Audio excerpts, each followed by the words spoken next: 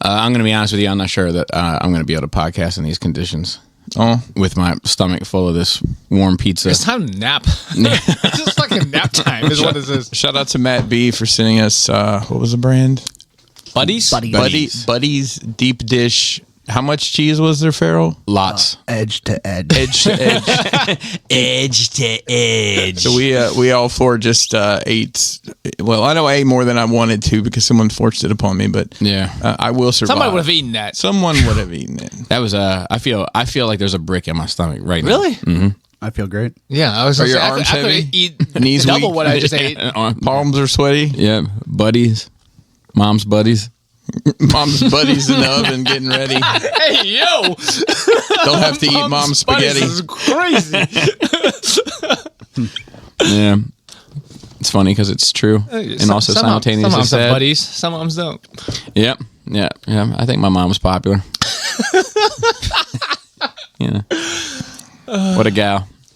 How would you have felt? Oh, this is off the fucking rails. Yeah, please. How would you have felt if one of your friends railed your mom? So I'll tell you. Well, I'm glad you asked. I'll tell you. There was a point Oh no! in my life. So no friends have ever nailed my mom. Yep. That I know of. Mm-hmm. There was a point in my life where I was pretty sure she would have given it up to one friend in particular. Did they flirt a little bit more than She flirted. Oh. It was weird. just with the one friend? Yeah, just with this one particular friend. And I didn't know you were coming over. I would have put on something else. Fucking robe untied and all right now. cigarette dangling. I think I've seen this movie. Yeah, it was shoulders. Oh wow! No shit. Yep. And I told him, I was like, I think my mom wants to bang you. You know? How would you have felt if you went for it? I think I don't know. I think oof. Would you have wanted to know? Fuck your mom. Would you have wanted to know, or would you just better it was a secret? He wants a secret. We had this conversation a couple weeks ago. I don't know. Sometimes secrets are good, apparently. So, My mama's got a Oftentimes. secret. Yeah, would you be able to stay friends with him? Or anybody that railed your mom? I think so. Because I don't As long really. as they didn't talk about it explicitly like Bobby does about on podcasts. Yeah, I don't think I care. You have to think about it, though. Yeah, because I mean, there is this part of it, right? Yeah, maybe I do care a little bit. Maybe I do care. I a would little definitely care.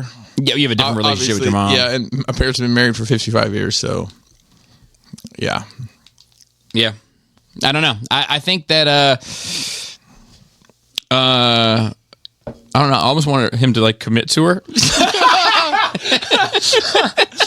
No, You know, like, you want shoulders to be a if you stepdaddy? yeah, Can you kind of. Like, I don't want you to just treat her like some sort of Friday night. Like, you're going to treat her right, you know? Like, What if he fixed her? exactly. You know, like maybe you could talk some sense into her. And then they broke up. It was all back to normal after Yeah. And then I got to pick a side. You think it would be out respecting that you shouldn't fuck your friend's mom? What if you had a friend with a hot mom? Would you like be like, no, like Code says I can't bang this hot mom even though she wants to bang me? I think Code does say that. Okay. Like so I had another buddy. You're thinking about it, Farrell. I had a buddy with a hot mom. My buddy Stow, Shane, his mom was hot. What's your down? None of my friends' moms were hot. I mean that's the difference, right? If it was a hot mom that was down, Very not. No, but I'm just saying, like it would have been against against bro code. Yeah, it would have been against the rules. That's against the rules. You know, yeah, I couldn't have done it. But she was attractive. She was a little tennis player. Yeah, she was. It's okay to think about it, just not do it. Yeah. And even then, I don't ever think I even got like, you know, I mean, she was. You know, you were 18, 17 years old. She was hot for a mom. You know what I mean? But was she like 30-something, 40? Yeah. But yeah, that's fine now, specifically now. But I think when I was 18, 17, I was more like 20-something. I've been, 20, you know. Oh, she's so old. She's twice my age. Yeah. And 4 times as hot, but Yeah. All that. Now you like the mature ladies. Yeah, that's my bag. That's my bag. Stacy's mom. It's got it going on. Yeah. No, She's I want. like a woman who knows what she wants, knows what fucking time it is, knows how to cut her own meat. Like, Hey, yo. you know, like, so to speak. I hooked up with my mom's friend. Okay, What's the do story there? tell. I mean, I was 21 and she was 53. Wow. Okay. Was it That was terrible. okay? Was she hot for a 53-year-old? No. Oh, was this just something to do? No, it was just it was alcohol induced. And then like immediately afterwards, because I used to say that like there was an age range that I felt comfortable with, Yeah. and it was like 19 to something. And then immediately after that, I just capped it at 52. So it was a good Maybe that last year. litmus test for your limits. Yeah, but I think it was like maybe that last year was really rough. But I'm going to guess now that probably doesn't apply anymore. The Are you still 52? hanging out at 52? Well, I'm definitely not still going after 19-year-olds. Like, that's crazy. I can't even. I don't even want to be in the same. You room. can't talk to them. Yeah. Yeah. Like you can't have a conversation with them. You're just not. God, we sound awful. We sound Yeah. like old ass men. We That's are. because we are old-ass men. It's a different generation. It's not like they're dumb and stupid at 19. No, it's just like you have different stage in life and different things to talk about. Like, Yeah, I turned 40 in like 2 weeks. oh, welcome to the club in Yeah. 2 weeks. That one fucked with me. I didn't know we were putting somebody younger than everybody on the show. Honestly, I had no idea how old you were. Yeah. Yeah, that one fucked with me. That was a mental thing for me. I don't know what it was. It's just a number.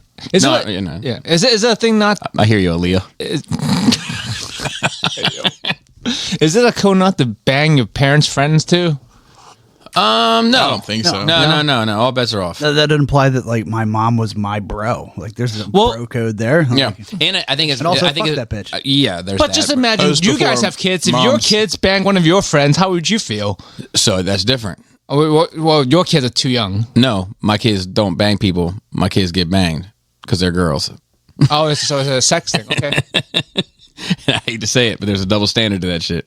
I mean, at least you admit it. Yeah, if I had a female A son? friend, they don't really exist. But if I had one, You wouldn't. No, that's the thing. no, I wouldn't. Come on, Joe. We're almost at episode 500. Everybody dead out there? Almost there, guys. I'm trying to get us canceled before 500. What is this episode? Is Bobby, this, it's like guess I'm reading now. is this 497? 497, 498, something like that. We're almost there, guys. I'm trying. You know, then if one of my sons, I'd be like, man, that's like, you know, you shouldn't have let him. Shouldn't have let him. Shouldn't have let him smooth talking. You know what I mean? But like, you know, you got girls. When you got girls, there's just especially young girls and older men. There's like a I think there's a country song about that. yeah. But there's girls and older men. And there's just, not to say always and never, right? But often there's just when that dynamic is at play, the older man has the advantage. And so if one of my friends had the advantage and took it over one of my daughters, What if it's a girl? that's different. Girl is okay? Girl's okay. Because That's really progressive of you. What about boy? my middle name. What if you had a son and was an older man? Your friend, man. Who hit who? Is this a Kevin Spacey situation? I'm straight. Even better.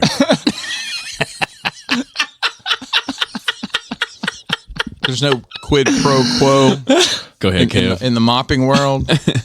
I think that once again, right? Like if an older man was playing, like if the older man was, because it all depends on how this shit is going down, right? Mm-hmm. So if somebody is like playing the younger person, right, and then the younger person falls for the trap, you know, then that's what it is, and I feel a way about it if you made my kid fall for the trap. But if my They're kid just both down if DTF. my kid took you, you know, and gave you a run for your money, then hey, like, you know, that's all on him.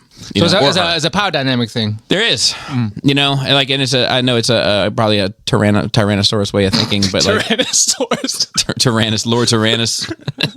Lord Tyrannosaurus way of thinking, but I think it's true. You know, and I hope that one thing I wanted to worry about is any of my friends fucking my sons. I don't ever worry about that. Not at all.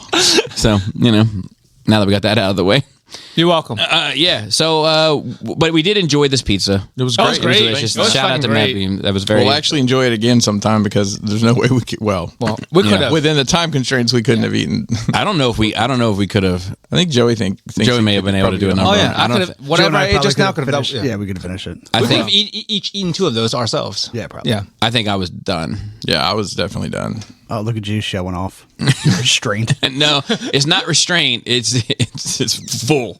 No, Right. no, I'm full too. Yeah, you just keep eating. You just don't stop. Yeah, like that thick crust, so to speak, that thick crust style of love pizza. it. I love it, but I do cap off. Well, it's earlier. very filling. Yeah, that You like don't need a a ton of- regular you don't thin need a ton crust of style bread. pizza, like a smash.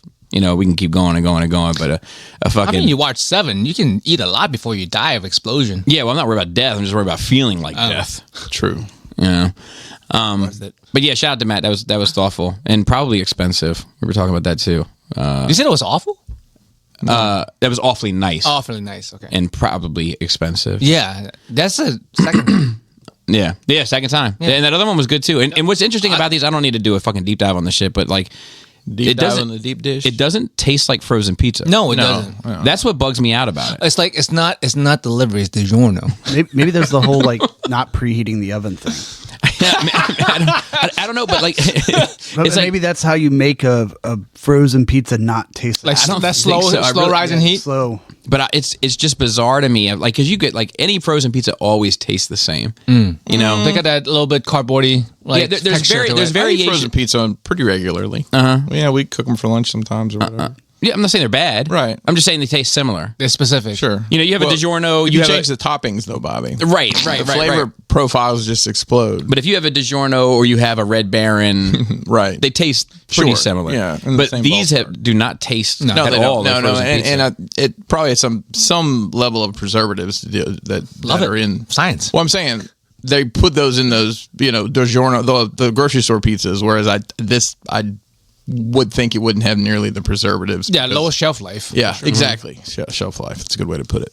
But anyway, with that out of the way, who was here last? Farrell, you were here last. Oh fuck. You get to go first.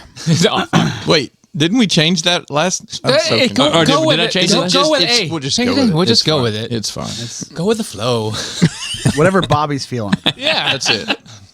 Now that's me. That's my tyrannical brain. yeah. Tyrannosaurus spring. Yeah. So I watched this movie on Netflix. Oh, I have something I want to watch on Netflix. I watched a movie on Netflix this week as well. It's called Song Exploded. is it a I Korean think version? it's a whole series. But there's one on Nine Inch Nails Hurt. Oh yeah, I did see that. I want to see that. So this one was called War Machine with Brad Pitt. Oh, not with Don Cheadle. No. Different War Machine. Yeah. So this one was about the General McChrystal If you say so. was in charge of. That sounds the- like a fast food mascot. If McDonald's bought the Crystal restaurant chain and they named it, The McChrystal Burger. and their ads was the general taking over, and Yeah, it was so- the General McChrystal. If memory serves, he was commander of the joint coalition in Afghanistan in 2010 to 2011, Okay. I remember. that replaced by General Petraeus. Mm-hmm. And McChrystal's the one that did the. So they had a Rolling Stone writer like tag along weirdly with him. Oh, this is the Generation Kill. No. Okay, because that was a Rolling Stone writer too. Yeah, but that was like Remember that magazine super was early Iraq. That's right. But so the piece that he did on McChrystal brought McChrystal down Oh, right.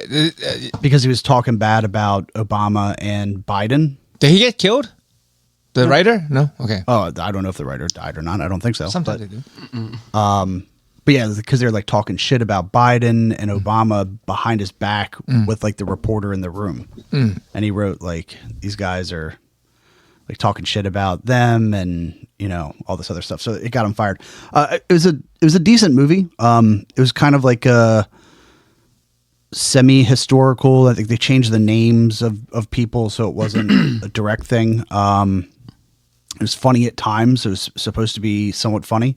Oh, like funny haha, funny ironic. Funny haha. Huh, interesting. Like some of the characters were over the top and that kind of thing. But it was definitely somewhat accurate.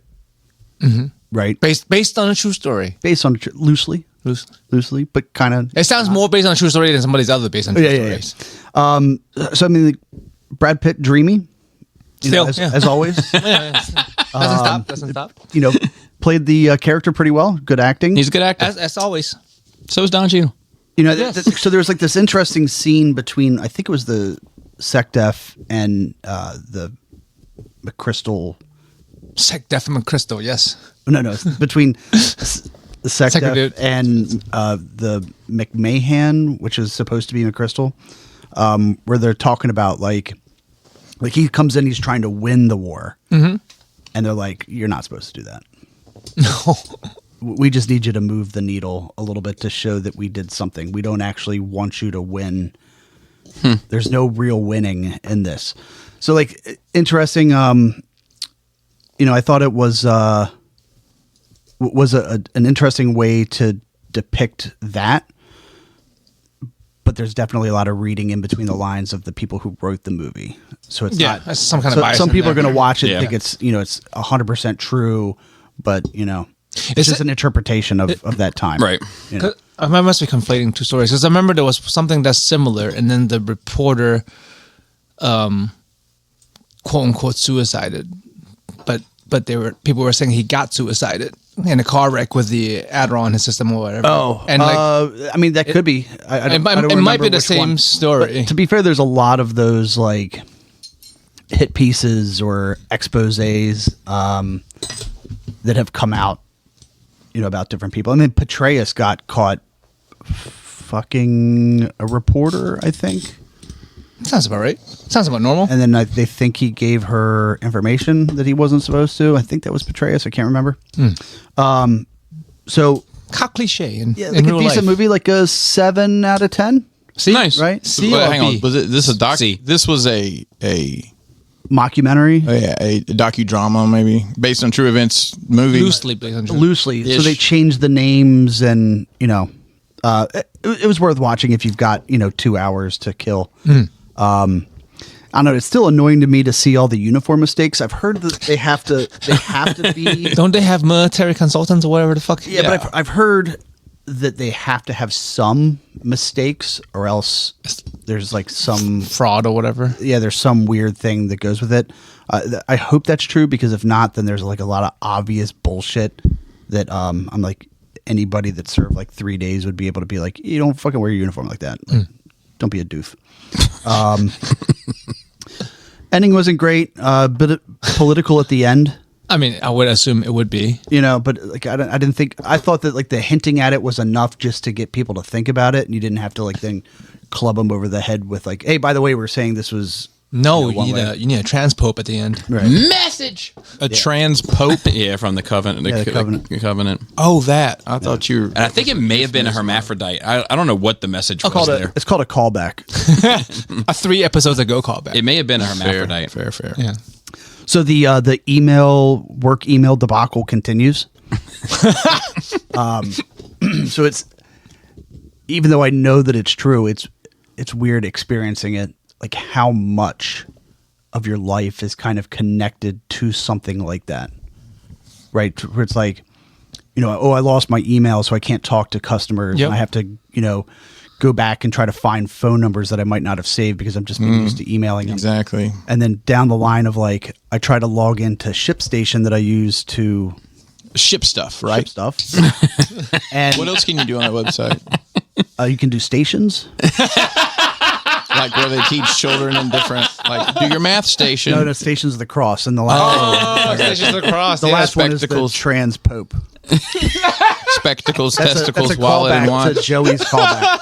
I got you. Thanks for mansplaining that to me. Perfect. But yeah, so it's like, hey, we haven't done this in a while, so please go into your email and click the link to make sure that you are who you say you are. And I'm like, fuck. I don't have access to that. You don't actually email, so you know who you are. So I have to like spend 4 hours on the phone with them to get them to, fix whatever. They have to give me your social security number. Yeah. Send them a semen sample. But do you promise? Yeah. You swear? This last week tonight episode that came out on Sunday was about sports betting. I actually watched that on YouTube while I put it on while I was working this week. Is that with the Oliver guy? No, this is the British guy, John Oliver. So it was the Oliver guy. Yeah, John Oliver. I didn't hear it. Do you know why the trans girl decided to go by that name? Because she was a pope. She's going to cut all of her hair off. There's truth buried in that joke. 500. Yeah. So the sports betting is near and dear to my heart. Yes, it is. Could I ask a couple prerequisite questions about this before you get into which I know you're going to talk about? Sure. Were you heavy into sports gambling before it was so easy to do on your phone? Were you going to the bookie or call 'em. How did it work for you? Think way back, like 3 years ago, before Kevin Hart and LeBron James appeared in every advertisement on my television telling me to gamble at the barbershop. Don't forget Jamie Foxx and there's Mannings. The Mannings also. There's a ton of people. Yeah, so like when you had to do it in a casino, when I was at the casino, I would place bets. But you didn't go there to do it. No, but, I mean, I don't think that Maryland Live had a sports book then.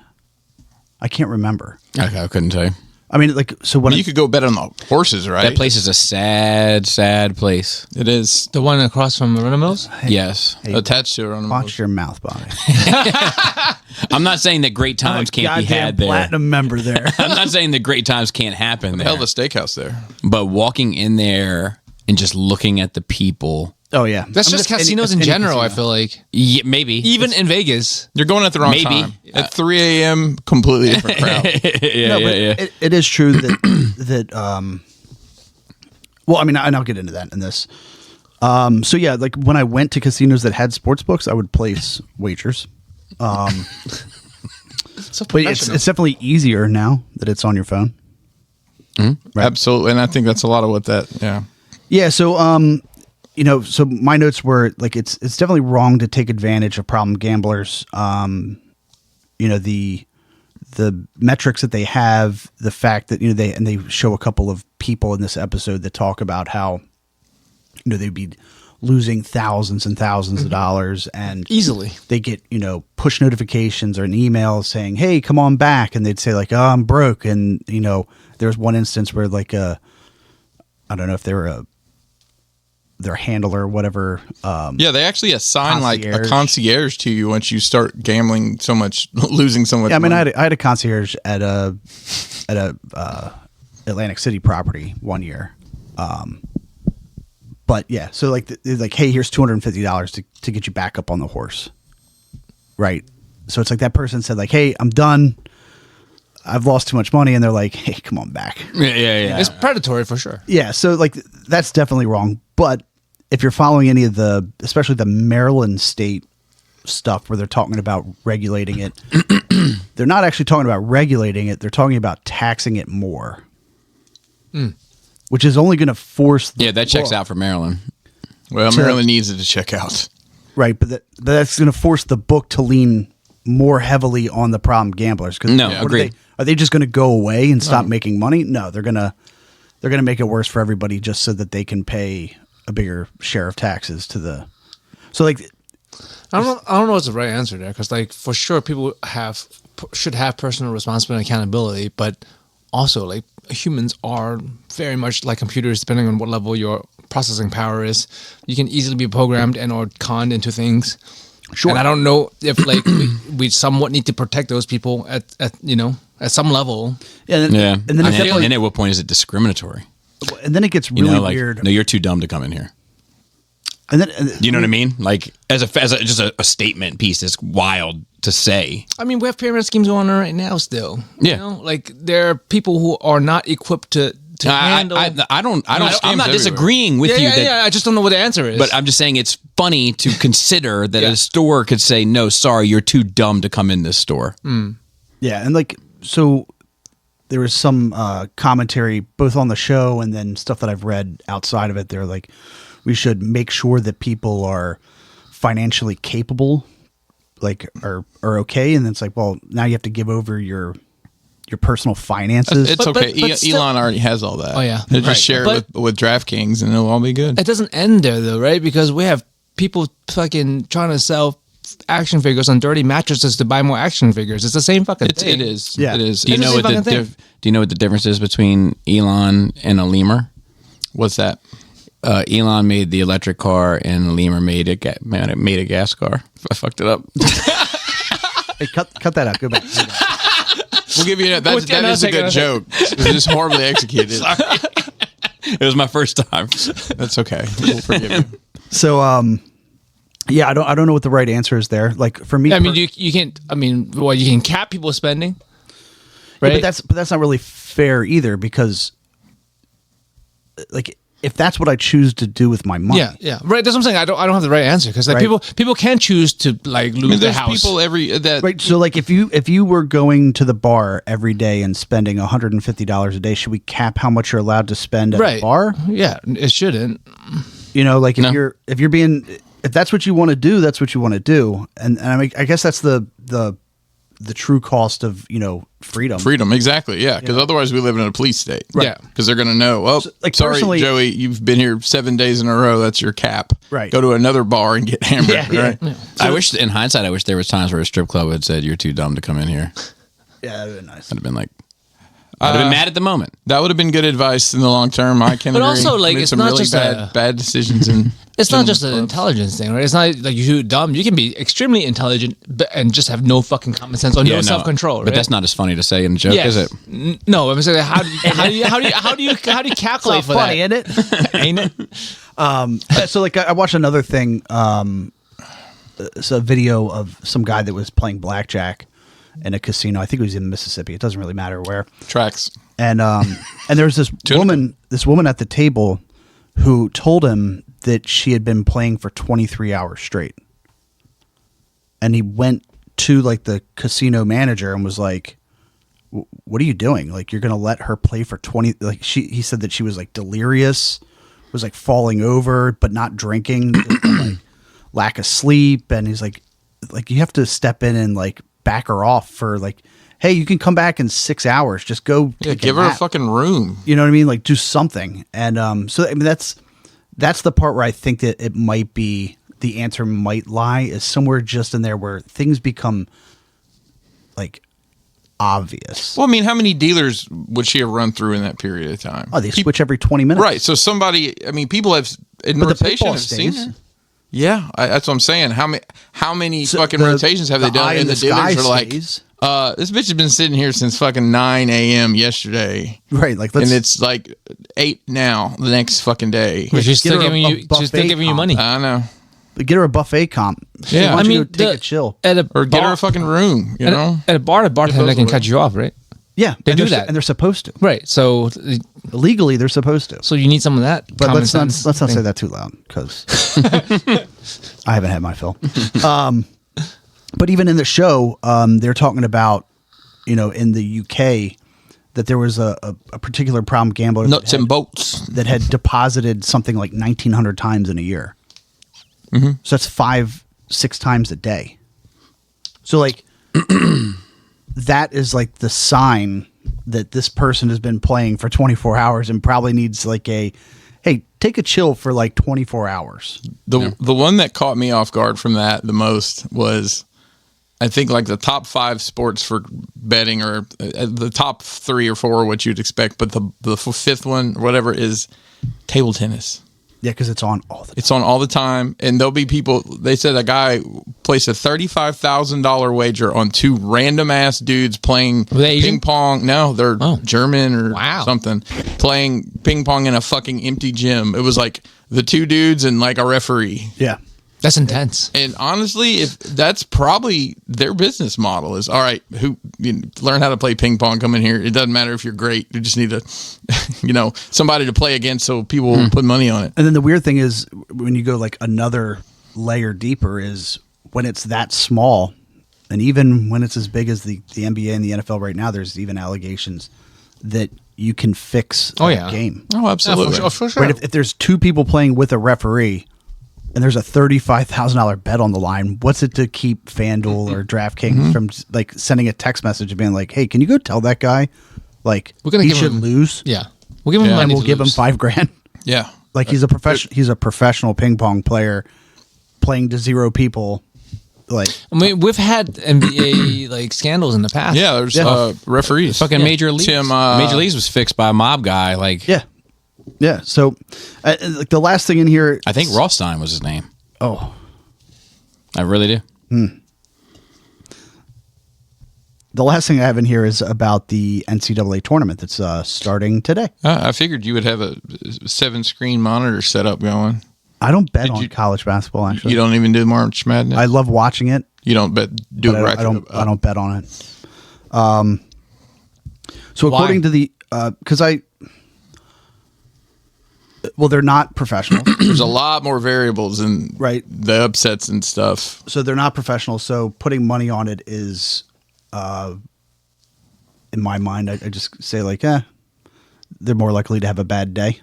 Right. More variance. Yeah, more variance. And also the reason I like watching it is because it's pure, like the kids care. And you say kids, and some of them are like 32 years old. The majority of them are under 20, let's be honest. Well, like they're playing because they want to get a contract, so they really care to get that contract. You've got those kids, and then you've got the kids that are actually going to school and are going to get their degree. But, oh, fuck, we're in the tournament, from and there's Bumfuzzle University, and a conference you've never heard of has a berth, and they're going to get to play Kentucky, right? And then there's times when they win and beat Kentucky. UMBC. Retrievers, no big deal. I went there. The only team in history as a 16 seed to beat a number 1 seed. Yeah, whatever that means, dude. So the worst beat the first. I traveled. We did that. The worst. Read it and weep. Yeah, and you should say. I love it when people say "we" when they're casually involved in sports. My wife does that about Manchester United. Talking about "we." I'm like, are you the towel person? What are you doing? You bringing them? I'm a city boy. Yeah. Manchester City, the rivals. Oh, okay. I was like, when you meet my wife, I'm sure she'll love to have that conversation. I'm actually going to a Man U game at MetLife Stadium this summer. Are you really? Mm-hmm. For somebody. I'll give you my City Blue jersey. Mm-hmm. So like when they have no real aspirations of getting to the NBA and they're playing it just because they like to play basketball. And like that has given them a way to an education, whether it be real or not, because they're not fucking taking any of the tests or doing the homework because it's beneficial for the university. I think the backup point guard probably does his work, but the kid who's there wanting out to go play in NBA or Europe or whatever. Yeah. But like when they win, like you can see it like on their face, and it's heartwarming. That's sweet. Oh, that's very sweet. It's heartwarming. But according to the NCAA. Nobody has ever had a correct March Madness bracket. And the odds of predicting all of the games correctly are 1 in 9.2 quintillion. So let's see. How many games actually are there? There's 64. 63 games? There's a play-in. The play-in was yesterday. Play-ins are today. There were two play-ins today, yeah. Yeah. And then that sets the... 64. So there's 32. I think we should just move on. Yeah. That's fine. So that's a big number. Or Google it.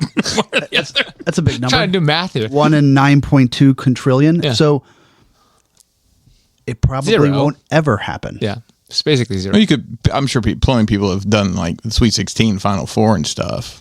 So the furthest anybody ever got was correctly identifying the first 49 games. Right. But I'm just saying, as a one, you could... That's 49ers. Yeah. That's well sports. Done, that's a sports ball. That's a team. Bobby Sportsface. Colin Kaepernick. What does that even mean, 49ers? I know a 69er. Because in 1849 is when the gold rush was. And people went to California to but die and dig gold. on and push it around on Asian built railroads. So they're Look at that, sports and history. so they're the people of the 49s. Sure. 1949s.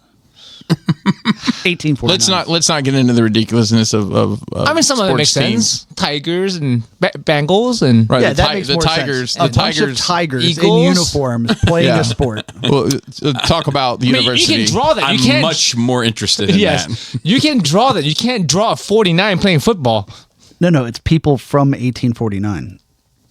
Yeah, they're zombies That or immortals. Actually, I'm more interested in seeing that also. Yeah. Same. Immortal zombies. Back What? when men were men. Do you don't remember? You don't remember Mutant League Football? That was a thing. I love that game and cartoon. Remember, wasn't there a Warhammer game about playing That's football? Blood Bowl. That had a resurgence. Oh, and I remember when Bugs Bunny played basketball. That's Space Jam. That's Space Jam. Recently, Space Jam 2? Which I think had Method Man on the soundtrack. No, Mutant League Football was the thing. Like orcs versus zombies and shit. Oh, that's cool. Yeah. Yeah. That's all I got. Joey? Monster Hunter. Play Monster Hunter. It's not as fun playing by yourself, but it's still fun. I still have to buy That's hey, you can take that and spread it across multiple different genres. It's not as fun playing by yourself, but it's still fun. Yes. As long as you can play by yourself. Yeah. Finish Sherlock. 4 seasons, 3 episodes each, hour and a half each. Quite enjoyed it. Love the characters. This is going to sound like a big critique because Did Guy Ritchie do this one? does he do TV shows?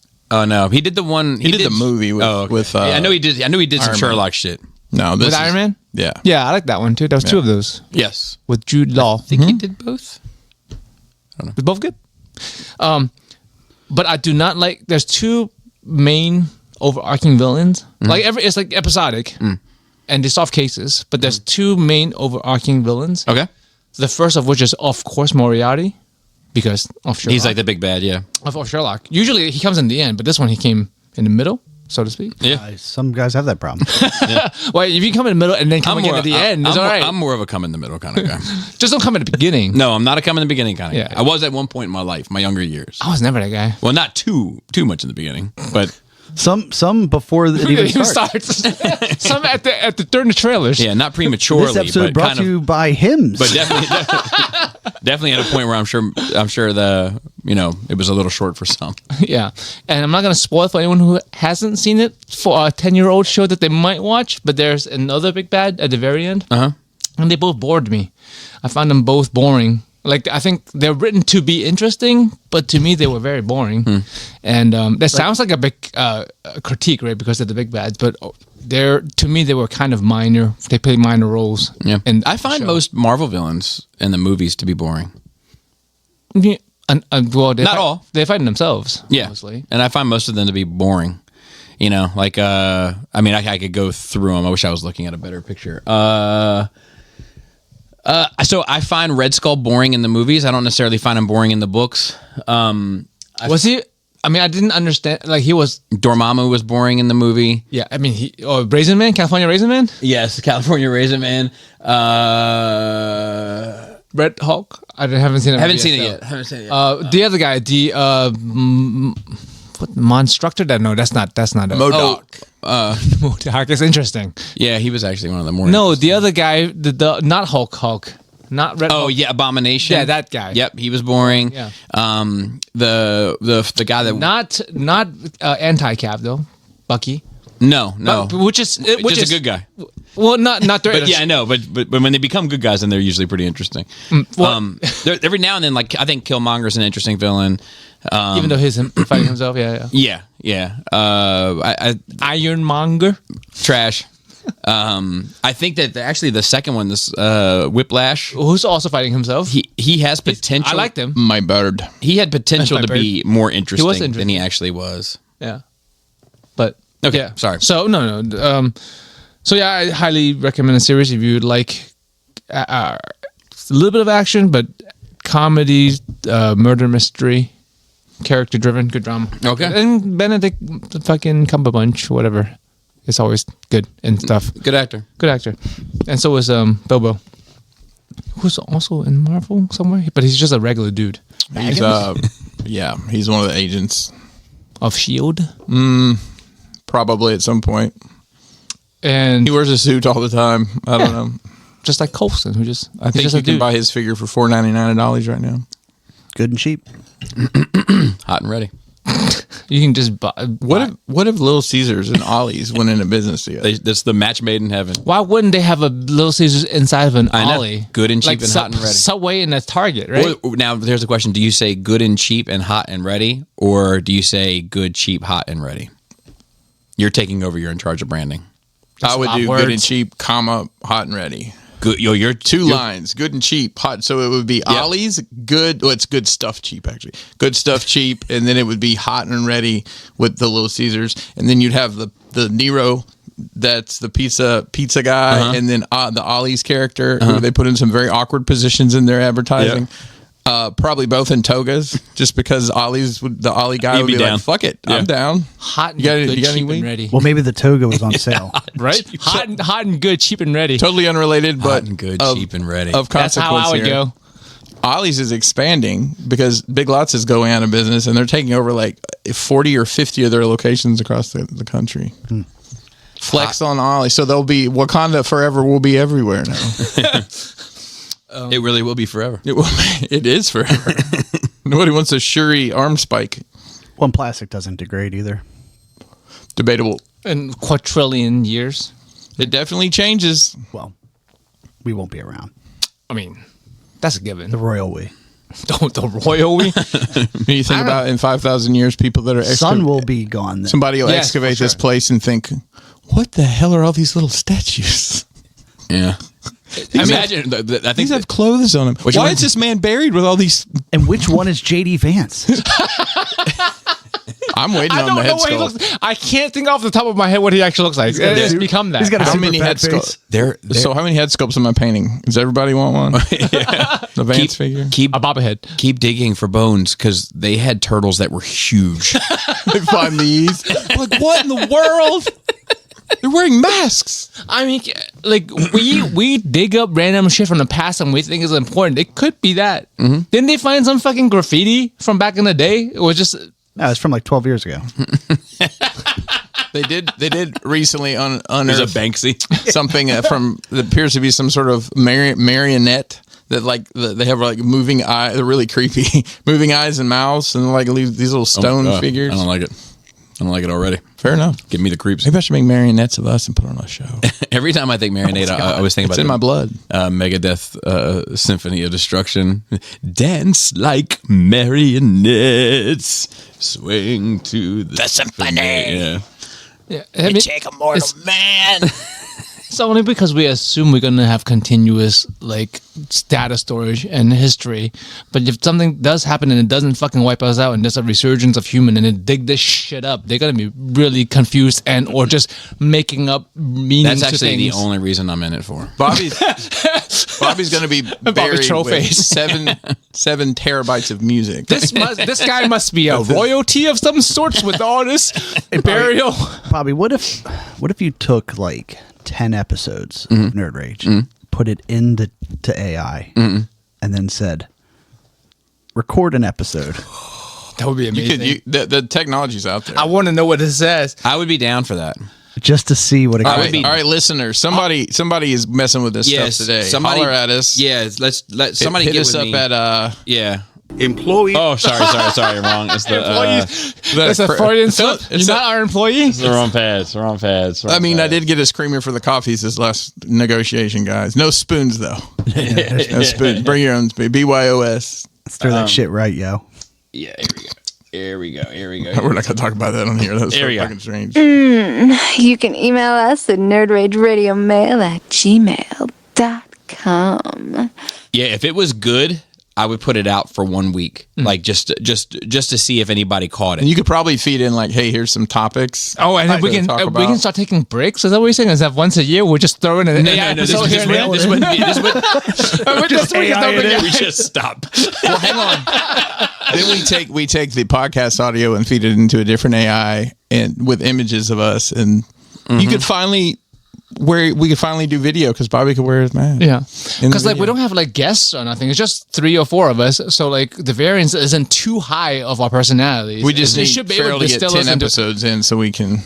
Yeah, I wonder if we could do actually something with AI with that, with like with like make video to put up where it was an AI video. Oh, so you know, like drive YouTube, so I wouldn't have to wear the fucking mask. right? You know, You don't. I feel like there's filters for that. This seating arrangement isn't good. But when we're on one side, you probably could have videoed it and then have. Well, if we're gonna do filters, I want to be a little cat. You can't. No one's stopping you. Hey, that's me. A little skull cat. Yeah. We all wear masks. or an old person. Sometimes they can like make it go. Oh. We can do that on. I believe you can do that on Snapchat. Yeah. My kids do it on Snapchat. something that they have on there. If only I was like a 27-year-old. I know, right? With some good news. Anyway, what's next? But that's funny because like I was just talking about this yesterday because like one of my coworkers, which it comes up sometimes when like age discrepancy shows up where we know it's like someone's relatively young, so she's like 22, 23. She's a new technician, But not 27. 22. not 27, 23. And then we got to talking, and like she had no idea what some of us older people were talking about. And then I was like, "Fuck, man! I've been working here since you were 12." Wow. And that really put things into perspective for all of us. Yeah, really. It's crazy. Yeah. I was actually working for a supervisor recently that I was like, man, I was like, you got hired at the same time as Gomez. You know, and that just had to click for me of like you're doing a great job, and I wish you the very best, and I like you, but like you're a child. My boss is 16 years younger than me. Wow, He could be my child in many, many states legally. yeah, my boss is younger than me. Yeah, Yeah.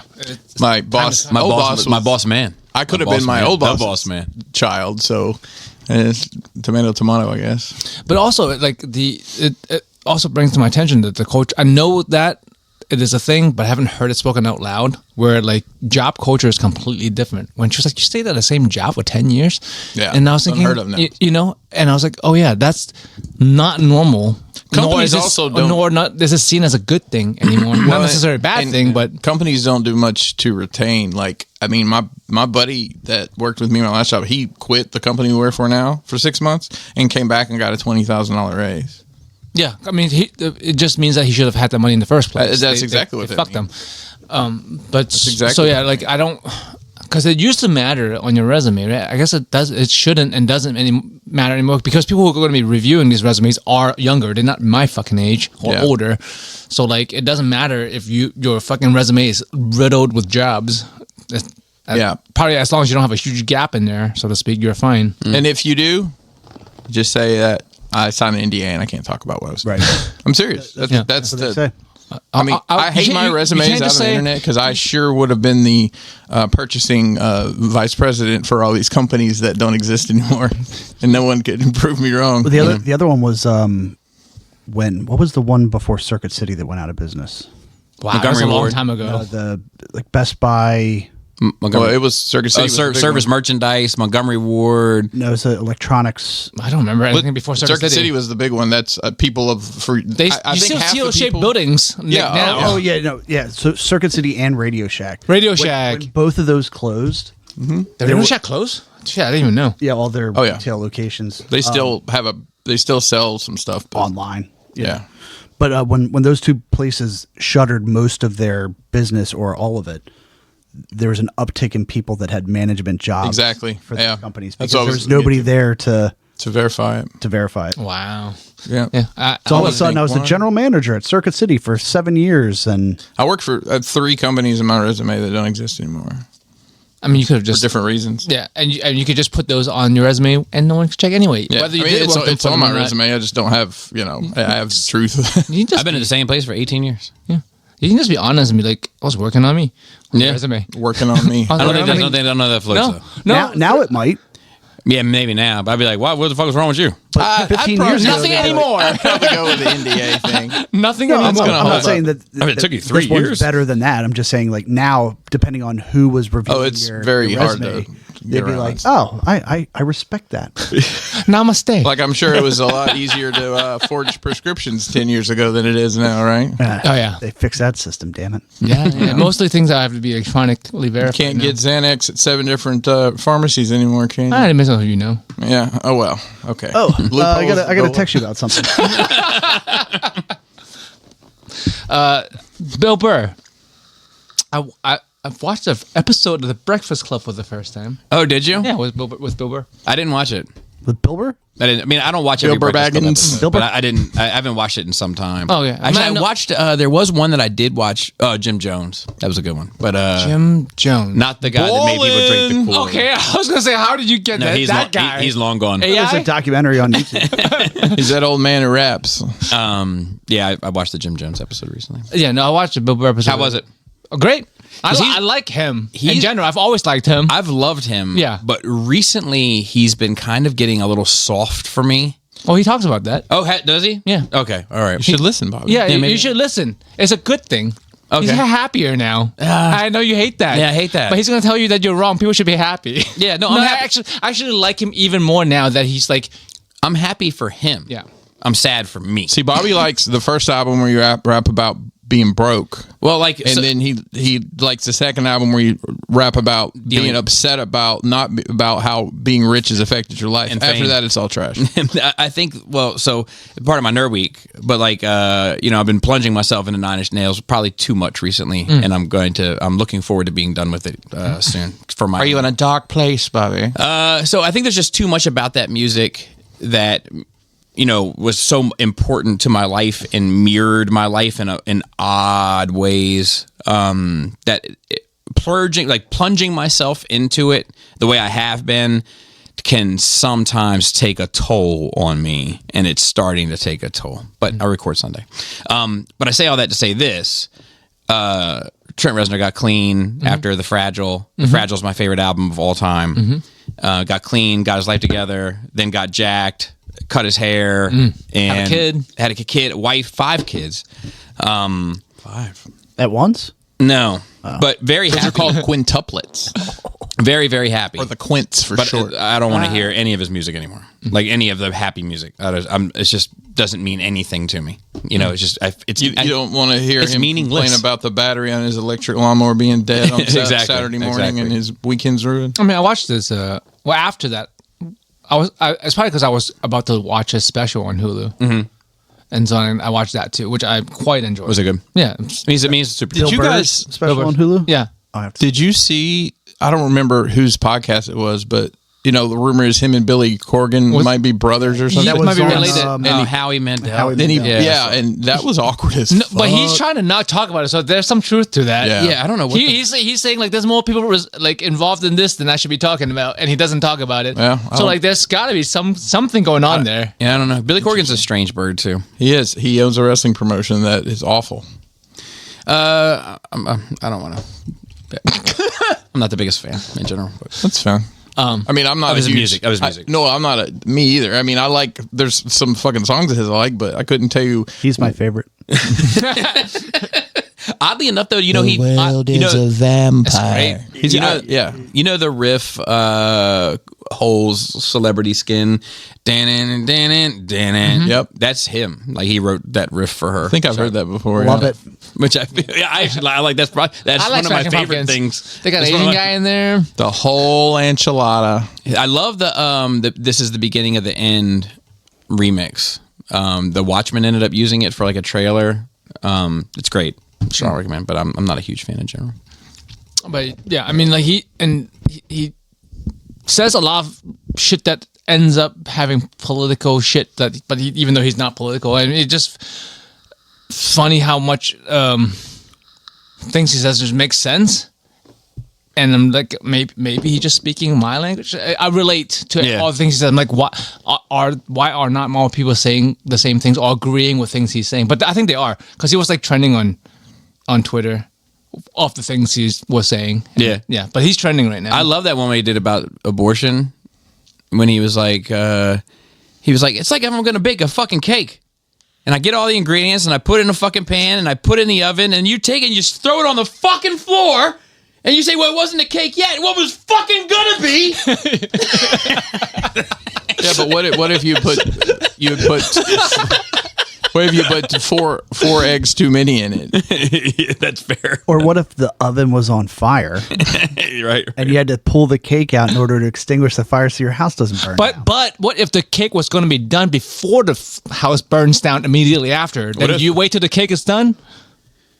But what if the cake was like brand new? It was like, I don't know, let's say 12, 15-year-old cake, and the person baking it was, I don't know, in their 50s. I mean, what do you think? The cake would still taste good, or would it probably just be better to burn the house down? What if it was a 32-year-old cake, but it was driving slow in the fast lane? What if it was a 27-year-old cake that needed to make some life decisions? What, I mean, because they might bake a cake too. It could have gone the other way, and they could have baked a cake. But listen, you're always going to break some eggs when you bake a cake. What if it was like two flavors of cake to mix together? A swirl. What if it was a 68-year-old cake that had a kid and abused it and then tried to get custody of its kid from its father cake? And oh, sorry. The moral of the story, kids. Cake is delicious. See, I heard there's a lot of unwanted cakes. I think there's a whole underground economy for those unwanted cakes. Anyway, continue. But yeah, there's a Billboard special. Great cake talk. I quite enjoyed it. And was this how the British Bake Off is? Is this kind of how it is? Is that why you like it so much? Very much so. Okay, you have to watch it to see how it turns out. No, Monster Hunter. Yep, that's about it. Oh, played some Magic. Yeah, Nice. yeah. Like it's just Did you gather? Yeah. Nice. Yeah. I mean, I only Magic when I gather. I respect it. Yep. I don't do the online stuff. Not really. But it's just like, expectations, right? Just not expecting things to happen, and be pleasantly surprised when they do. Lowered expectations. Just don't fucking rely on people because you are fucking unreliable. Every time somebody With says, Magic? And life. Well, I mean, how did Yeah. connect the dots from Magic? Monster Hunter, Magic, any activity in which is meant to be enjoyed with multiple people and that you rely on multiple people, especially more than one other person, say you're swingers. And so you have to have 4 people. If you have 3 people, it's not quite swinging, is it? No, Right. it is. I think it is. Is it? Yeah, it still constitutes. who's the baker? And who's the cuck? Isn't that a thing where you hire a hooker to go to a swingers party so that you get to bang someone's wife? While Yeah, there is that. So some swingers parties may have rules, right? Like we're only taking couples, but you can be a couple and just do threesomes and be considered swinging. Ah, I see. I wouldn't know about that lifestyle. I think swinging. I'm sure there's an acronym to describe all of this. Yeah, more than likely. I think it just. DY 6, 7, I think it just 8, constitutes any 69. deviation from normalcy of a monogamous couple. BYOSO, bring your significant other. I think it's almost BYSO? bring your. I think it's just that's the BY. Baltimore Symphony Orchestra. Oh, that's right. I think it's just BYOO. Just bring your own other. Bring your own other. Boo. Nice. Yeah. BU. Yeah. You. But yeah, I'm just learning to go back to enjoying activities where I can enjoy my own. Yeah. Well, I mean, I can tell you. I mean, I rely on a lot of people week by week, multiple times a week, and yeah, at times it's fucking exhausting, and at times it's frustrating. Yeah. Yeah, I don't need that. But then it's at other times. But then it's like the payoff is the magic for me anyway, right? the magic. Yeah. The payoff was the magic. The gathering. I see what you did there. Yeah. I see what you did there. You know, when something comes out of it that you're like, fuck, like. Yeah, and the payoff for some of us is just coffee. Well, and pizza. Oh, that's true. Well, one time. Hey, don't diminish the value of the creamer, okay? Yeah. That's true. That was a big negotiation point. Yeah. And then you don't have to bring your own spoon. Right? Yeah. But I think we're gonna start the colony. No, paradise. Paradise, right? Okay. I think we're gonna start Paradise tonight. 2 separate die thrown together. Yep. Yes. Shake Either 'em up. that or maybe Shake watch 'em a up. movie. Crooked Man is on Hulu. Maybe I'll watch. Have you seen my notes? Because Oh no, I'm just like I know. because Because when we're towards the end of a series, we're like, should we watch a couple movies Yeah. or go right into another series? Because I like we're to do kind that of too. been on a series binge lately. Yeah. Go ahead and tell So- me about the Crooked Man. I'll start with what I watched because some of what I did bleeds into what Bobby did. So I'll save that for the end. I did want to mention Paradise. I've had several people reach out to me that said they've started watching it and holy shit. And someone was about halfway through and was like, do they explain? I'm like, just keep watching, buddy. That's the answer. Don't Just keep ask about watching. it. Just keep watching. Just keep stuff. watching. It's phenomenal. You on Expanse again? Finish yet? Well, I started season 5, and I'm watching it just like literally. I have it on while I'm doing my What work. happened in season 5 of The Expanse? I think So at the end of season 4, Naomi. Oh yes, Naomi. Pulls the favor from Fred Johnson to find out what her Goddamn son Fred Philip Johnson. is. Bobby's climbing up on the table.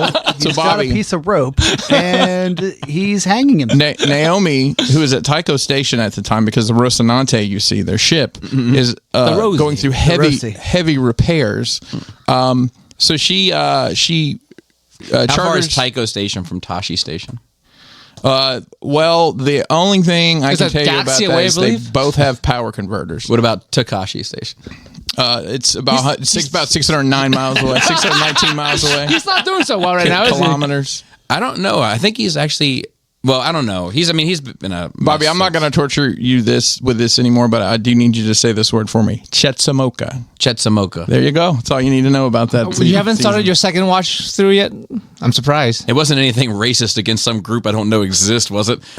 No, it's the name of a freighter That always gets cut up into some clip that basically he half, just said half that season revolves around. Chetsamoka, and he said like he doesn't give a fuck. All right, so Mason and I finished the new season of Invincible. Fucking shit, dude! That show. Is it good? Oh, it is so good. I've been getting some. It is just brutal. Oh, like I had some shit. People shit on it for some reason. Well, I've said this about the show from the beginning. I have not read the book, the comics, and I'm not going to because I'm enjoying it in this format. Now, obviously, they changed some shit because that's just how they fucking do. That's life. But the villains are just like awesome. Like the Viltrumites, which are the bad guys, so to speak, just fucking destroy people. Like literally beat them into a pile, and it's all there in graphic. We were sitting there with Mason's girlfriend was watching with us, and she had never seen it before. She was just over and we wanted to watch it. And she's like, I didn't know this show was like this. Well, it wouldn't be especially watch Chainsaw Man. So like it's like Well, exactly. Sorry, let me get this out of the way. So watch that. There's a show on Max, Bobby's favorite streaming platform, I think, Used to be anyway, but yeah. called Common Side Effects. It's an animated show. Oh. It's been coming on. It's an Adult Swim thing. okay. I thought it was about drugs. It is. Oh, It is about this guy who discovers this mushroom that can heal everything. And there's, I discovered that years ago. I mean, like they give it to this kid with psoriasis covering his body, and it goes away. It heals wounds to the point where big pharma's like, no, if we put that out, we're not going to sell drugs anymore. And emotional wounds. Yeah. Maybe. So it does come out episodic. I think the 9th episode I watched 8 of them at once. They're 22-minute episodes, so they're easy to digest. A lot of common voice actors. You'll probably hear Hank Hill in there, Bobby. that was pretty good. Mike Judge and Greg Daniels are both involved in this. Can you do a I can't do. I can't do anything. I can do. Con. I'm doing con right now. You can't do propane and propane accessories. Dang it, Bobby! Don't touch me, boy. That's my purse. I don't know what I don't know you. I don't know what a JPEG is. I just want a picture of a goddamn hot dog. my favorite line from I say it all the time is that if you weren't my son, I'd hug you. Because you lived that life. Oh my God. All right, so Wait, but just a quick aside. Bill Burr does talk about how he's happier and figured himself out and stuff because he's been taking mushrooms. Oh, has he? Yeah, so there you go. can you slow down when you say his name? Bill Burr? It sounds like you're saying Wilbur. but with a B. I'm like, what kind of redneck shit is that? No, his name's Bilber. Bilber.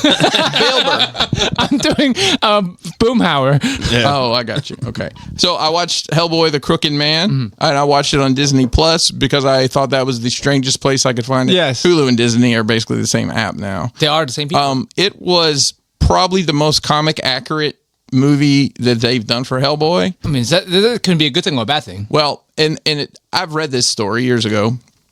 And from what I recall, it's pretty accurate to the story. It is. They did not have a very big budget for this, and it did have more CGI than I really wanted. At that budget, I was hoping it had more practical effects, to be honest, something like that. But the story is, it's in like 1957. The good old times. Appalachia, and I will tell you, Joey, if you watch it or any of you watch it, you're probably gonna have to turn on subtitles because some of these accents are I need it are dead on, and I struggled to understand this one. Oh no, I need subtitles. Which part of the Appalachians? They don't really go into Tennessee. Well, I would guess it's somewhere between Tennessee and Virginia, if I'm gonna guess. But the pine trees tell me they didn't film it there. Basically, it's, the story of Hellboy. He was basically born around World War II and had adventures that entire, into modern times. So it was cool to see it kind of as a period piece. It'd have been cool if he wasn't like, because he's from hell, right? Theoretically. So it'd been cool if this rendition of him, he was not from hell. It was just a side effect of the Appalachian inbreeding that made him this way. Or he's from hell, They West think he's a Virginia. devil, This big but he's giant hand. Yeah.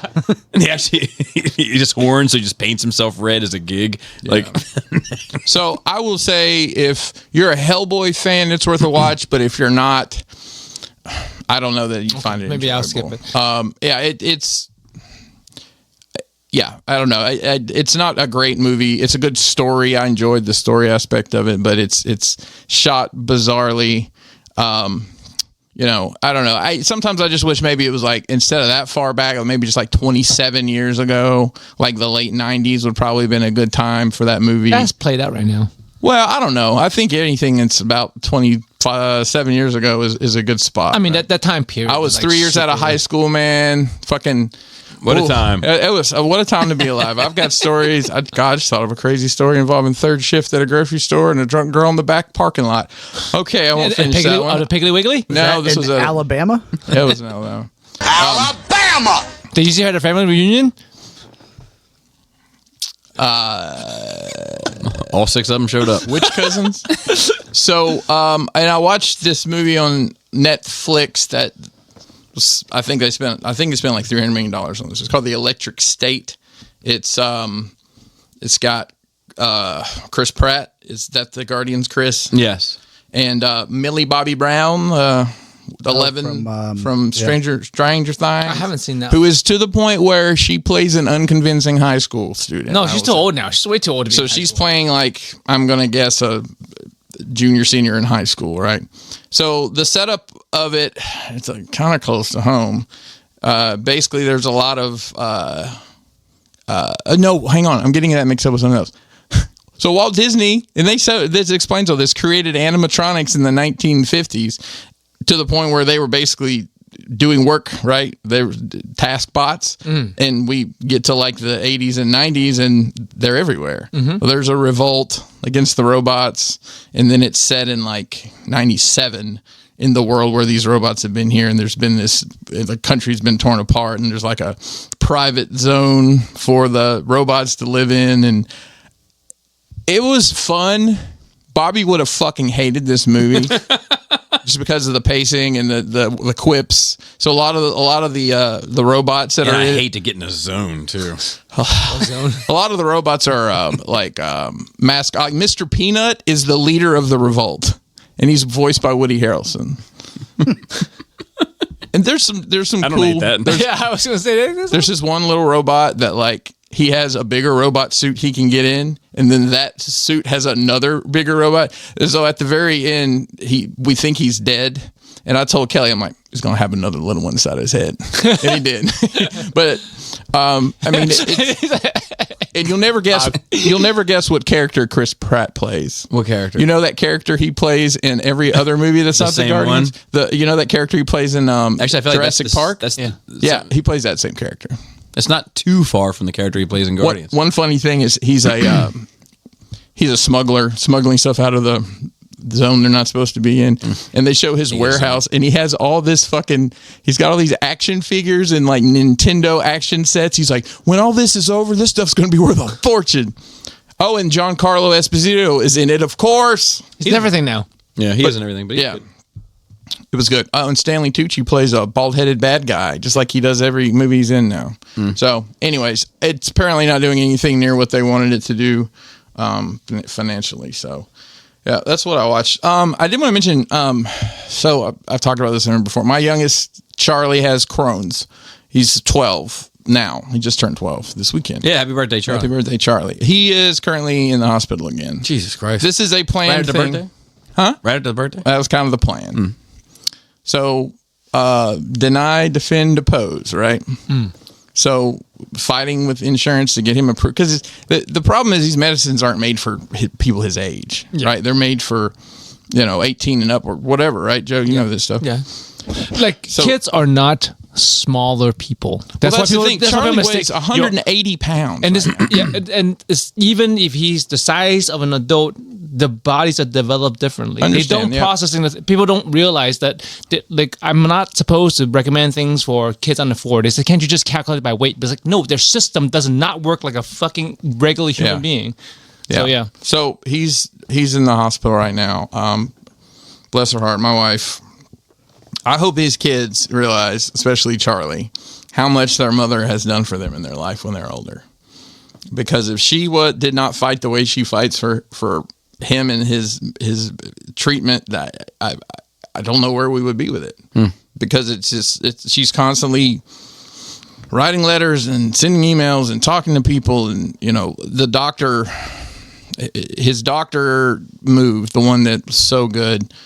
She moved to St. Louis and lost him, but luckily the doctor that he has now, probably mentioned this, he's a research doctor at Johns Hopkins, which, all things considered, probably could get a lot worse, right? Yeah, smart lad. So Kelly sent him an email recently. It was something along the lines of, hey, are we making progress on getting whatever this, I don't remember which one of these anti-immune drugs that it's...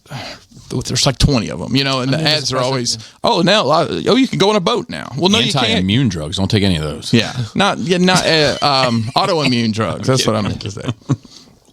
So his response to Kelly was something like, I'm patiently waiting for the 26-year-old poli-sci grad that's reviewing this case to determine if my 35 years of experience in this field are adequate enough for me to make these decisions on your child's health.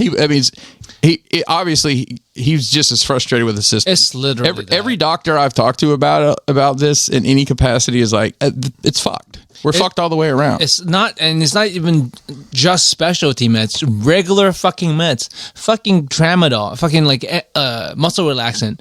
I know what tramadol is. Yeah, insurance, but we only pay for 7 days of this unless you get a prior authorization. So they need the doctor has to stop what he's doing to call the insurance to get you a month's supply. It's fucking ridiculous. I did watch this new show. It's called It's St. Dennis. It's a office. I'm going to call going forward the fake documentary style, office style, the patron saint of pawn shops. It's so common, right? Where you have a side where the person's talking to the camera, right? Yep. So there's tons of. I mean, even What We Do in the Shadows is a mockumentary. A mockumentary. So, but that seems to be half of sitcoms are set up that way now, and it's set in a hospital, and they're walking around like, hey, here's Dr. So-and-so. Tell us about your day. Well, I just spent 2 hours talking to a patient about their problem, and I know exactly how to fix it. So I'm going to sit here for 4 hours and fill out forms so somebody else can tell me that I know how to do my job. And they're like, cut that part out. I'm like, you just spoke the truth, man. You just spoke the truth. And sometimes you still get denied. Yeah. Hey, Joey, did you see the reviews of the place that was doing the cheap circumcisions? They said it was a ripoff. Oh, just a little baby one. Okay. Well, that's when it normally happens. Well, I I don't know if I mentioned this or not, No, but it happens. I've seen it's adult ones too. Yeah, my- I said normally. my- I don't know why. Why at that point? Like, unless it's medically necessary, you get some Because kind it's a of third infection. world country. Oh, you're talking about for men. Wow, wow. We're really trying so hard. Well, 500. But like, yeah, no, but 500. sometimes you get infections or whatever. You need it removed for whatever the fuck reason. But like, there's an elective. There's been people who have elective circumcisions as an adult. And I'm like, really? At Yeah, this point? no different than a nose job, is it? yeah, not much, not Like a much. turtleneck job. Yeah. Like, why? It's like, you never heard of a facelift? It's like a head lift. All right, so A neck stretch. let me talk about my weekend. So, Charlie's birthday was he's 316, right? That's the bottom 316. line. Because Stone Cold Charlie said said so, right? So my brother-in-law, who's my age, and we ran the wrestling show together, and he wrestled long after I was out of it. He always sends a little funny video to my kids for their birthday. And this year he cut a Stone Cold Steve Austin promo and then gave a stunner to his kid, which is hilarious. But I was like, Charlie, do you have any idea what's going on? He's like, no. I said, do you know who Stone Cold Steve Austin is? He said, no. I'm like, I'm going to have to tell your Uncle Lane that my kids don't get wrestling. That breaks my heart. Nah. Welcome to the club. So Charlie wanted to do a bowling birthday party. So two of his buddies regular came. pin or duck pin? This is Duck Pin in Mount Airy. It's been there since 1976. You know, duck pin has its origins in Baltimore. So they make some sort of wild claim at this place that it's the home of duck bowling. They always do, though. Don't they? Yeah, I guess. But I mean, they say that it's Baltimore area origin. It sounds like something they fuck up. Not candlestick bowling, which is from the northeast of Massachusetts, I think. Did you know that Dutch brought bowling to America? That's the one thing I retained from my 11th grade history class. Duck pins, crabs, and orange crushes. Hey, murder, crab, sports, and weather. All you need to know at the top of the hour. That's the four things that Baltimore News talks about. Yeah, for I'll sure. watch it. Crabs, sports, Can't take my eyes off it. murder, crabs, sports, weather. So we went to the Mount Airy Lanes to have this little party, and they're doing cosmic bowling or whatever. They got the music turned up, and Oh, it's like the night, dark light or whatever. yeah, the black lights going and the Dark music light. pumped up. So they don't have a playlist or anything. They have a jukebox. Like actual, as a digital or a disc? A Touch Tones digital jukebox. So I walk in, and Walk by Pantera is playing as loud as humanly possible. That makes sense. Like, okay. I prefer Katy Perry when I bowl. Well, hang on. This gets better. So we get situated, get the shoes for the kids and everything. And I opted out of bowling based on my current knee situation. I figured if I was going to use a lot of knee energy, I would not use it to You can duck just pin bowl. do it between the legs, so to speak. Also, I'm 12 feet tall and it looks really weird with little balls. So, It would, but I'm down to see it. so we're sitting there and the song's over and I'm like, oh boy, what's next? And it was, I don't even know what track. It was a deep cut Metallica track off like Ride the Lightning. Oh, Like- okay. Like middle of So the... still something good. Not like unload, it was, reload. It was Not like a single from anything after the Black Album. But, looking at the crowd here, I'm thinking, who played this? And we're sharing, we're like 9 and 10, so we got 9. Yeah. And the family that has 10, yeah, I'm sure it was them. They were nice people, but, dude had, long hair and a metal shirt on and all these tattoos. He looked a lot more like you than he did Joey Farrell. So he was white. Yeah. So It's funny we got 2 bald heads, 2 long hairs now. Yeah, between the Representation two of us, matters. Yeah. If we could just average it out, it'd be great. we'd be so bland. Yeah, but at least I wouldn't suffer. So I, of course, log on to the Jukebox app. I'm like, I got to see what's going on here. And I see there's another Metallica song In the queue? deep cut off in the queue. I'm like, ugh. Because you get like 20 songs for $15. I'm like, I wonder if somebody just loaded the jukebox up. So I'm like, all right. I go and like, all right, the $15 I think you get basically 20 songs, 15 or 20 songs. That's a lot. at the buy an normal. album. It's a lot of music. Or you can pay extra to play to skip the queue, and they play your song next. Really? So I'm like, we're getting a bidding war with people. so that's funny you Once say you that. play next, nobody else can just next your next. They can't pay extra. Right. So that's a missed opportunity, I've business tried. opportunity. so I decided I'm going to have some fun with this. Yeah, of course. And so I played That Summer by Garth Brooks. Are you familiar with that song? No. Maybe if I hear it, but I went wouldn't to know by work for name. her that summer. Wait, let me see what I do know from Garth Brooks. So I know the Thunder Rolls, and all right, I know he had I Got Friends. Yep, in low places. Okay, Friends in Low Places. Papa Love Mama, Mama Love Men. Yep. Papa's in the grave. Yeah, that one. And then I feel like there's one more I know off of that record. That record where he's got like a little, Rope in the Wind. yeah. Yeah. He's got. What was the single off that? Like the big single off that? Let me look it up. While you say So That Summer is a Garth Brooks song. I enjoy it. It's ridiculous. It's basically about a teenager working on a farm, and the old lady seduces him, and I watched her hands of leather turn to velvet in a touch. There's never been another summer that I've ever learned so much. That was Trevor talking about with a 53-year-old. Right. Yeah. Okay. 26, 53, do the average, right? So if Yeesh. so I played that song to break up the Metallica. And my wife said, is this you? I'm like, no, I'm just playing on my phone. I didn't tell her. So the next, and I was kind of just surveying the scene. There's like a little girls there for their birthday party, for some like birthday party mansion t-shirt song. The next thing I played was Old Town Road, Oh yes, the Billy Cyrus remix. yes. And Old Town I had so much fun watching these little girls singing and dancing to that. I'm like, this is much more better than That's what this place was about. Master, Daddy, I'm scared.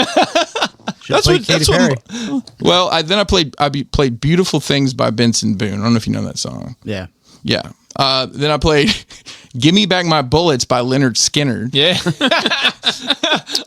Followed by Ain't No Love in Oklahoma, which is a Luke Combs song from the Twisters soundtrack. Yeah, because he's a more current. Yes. Thinking About Me by Morgan Wallen, and I played Tipsy by Shabuzi. And then I played Blank Space by Taylor Swift just to see what the reaction was.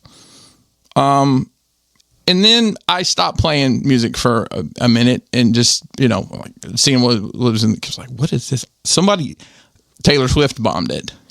But like They put in 12 Taylor Swift songs. After you. When I had stopped loading stuff, because I just want to see if anybody, because I don't know, Okay. does it auto play stuff if nobody plays anything? So maybe it auto played because that was the last thing I played. I don't know, but I figured I'd drop in some Tearing Up My Heart by NSYNC. Hell yeah. Yeah, baby, I don't understand. And then the ultimate jukebox song, it has something to do with the movie Dirty Work, is the Pina Colada song. If you like Pina Colada. And then Love that song. I dropped Billionaire by Travie McCoy and Bruno Mars.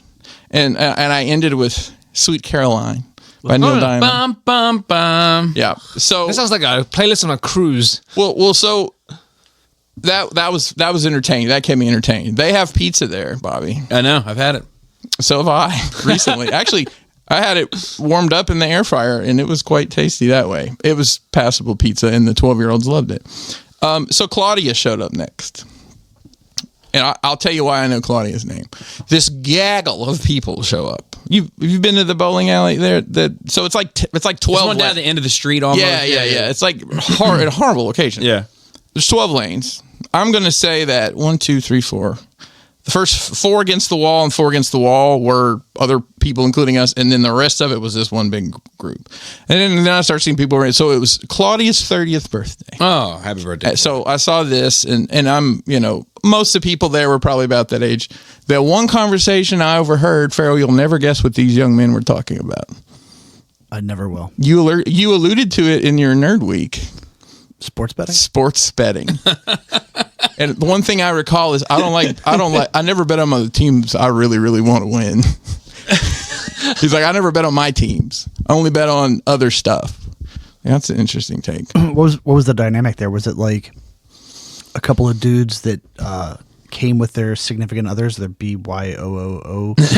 You? And then we're meeting. So this is like No, it seemed like these were probably a college friends, a high school friends, or something of that nature.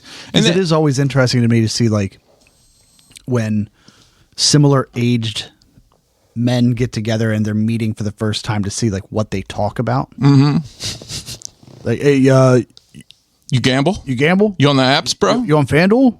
Yeah. DraftKings. Oh, that's pretty cool. Oh, let's. Can we touch? I got a system that I use. Do you want to compare notes? Can we touch tips and we'll share our data? Or I don't know how that works. Dude, I think that's like second date. What stuff. if there was an interface sharing to share fucking biological data, and it was called Touch Tips, and that's how you like, hey, I can give you my contact. Let's touch tips. Hey, Bobby, cut this out so that Teddy takes the idea. Well, you go to the cheap circumcision place and. There's whole YouTube channels. Do you leave a tip when you get circumcised? Oh, that's a good one. Somebody write that down. I would take it with me.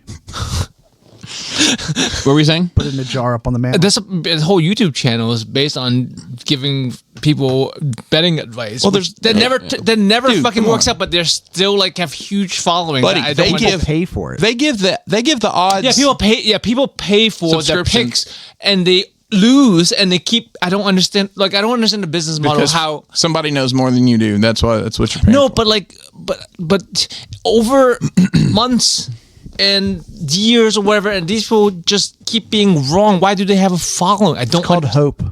It is. Same thing with crypto. I mean, there's a trillion people out there talking about crypto this, crypto that, going up and down. I understand. I think I've reached my limit today of sports betting talk. Yeah. I think I've reached. I think I'm capped off. I mean, well, Bobby, if you join now, you get $250, and they'll double your first bet. I know it. On a triple leg parlay. Okay, so I'm not much of a gambler in general. I'm not either. I'm really not either. I hate losing. If I'm going to like a casino, I'm like, all right, I'm gonna spend $100 in here. I'm not gonna be like, oh, I threw $100. Oh God, I want to either. You get them penny slots going. I don't really understand what's going on, and I have to bet a quarter. Flashing lights, bro. That's all it is. So Claudia, right? So it's Claudia's birthday. There's a ton of people here. I mean, there's literally like probably 30 people there for this event. And at some point, I'm not going to call him a DJ, but the gentleman with the microphone, the guy working the pizza stand that also makes announcements, he's like, "Hey, Chris Baker, did I see you out there? Put your hands up." They do have it where they can shine your name like happy birthday. It said happy birthday Claudia down the lane. We apparently didn't go for that package because Charlie didn't get that. But that's a slap in the face. Daddy, why did their parents love them more? Oh, that gets even better. Hang on, we'll explain that too. So at some point, I'm just going to call him the DJ. The DJ says, anybody that's here for Claudia's birthday, we're going to get a picture in the front, like, whatever. So all these people mob up to take a picture, and I can hear there's some sort of, they're trying to say something, announce something, and there's music that nobody can hear. So after they take this picture, the DJ comes on and says, "Hey everybody, sorry that didn't work out the way she wanted, but Claudia wanted everybody to know she's expecting a baby in September." And the whole place says, "Yay!" And then the DJ says this, and it killed me. He said, "And that's why she booked her own party." I'm like, bro, why did you say that? That was wild. Wow. So that was a fun experience. Poor Claudia. So I made a scheduling faux pas this weekend, and will readily admit to it that Bobby had a game night scheduled also Saturday night, and I completely missed it. I would have shown up. I totally forgot, and Bobby, he was like, "Hey, you still coming?" I'm like, "Oh God, I forgot." Wait, I didn't get an invite. I got an invite a couple months ago, but then in January. Yeah, it's a couple months ago. Yeah. So that's when they went out. So Kelly and I got the kids situated at the house and came over here just in time for gestures. So I don't know that I've ever actually played that game, and I mean it's organized charades, right? Yeah. But the timer and everything makes it a lot of fun, and I think I did pretty good for my first time. I broke the house record, and like Bobby's over there keeping score, and it's like, all right, the most anyone had scored on their rack, I think at the time was either 10 or 12, 10 maybe, could be. And Bobby's like, all right, you need 16, Chris, and we can tie it up because we were on the same team. I'm like, oh, no pressure. So those that don't know, the cards are assigned number values. So if you draw all the orange cards, you have a chance at 4 4s. And I fucking got them all. Got my 16, and we ended up losing in the ridiculous overtime that we.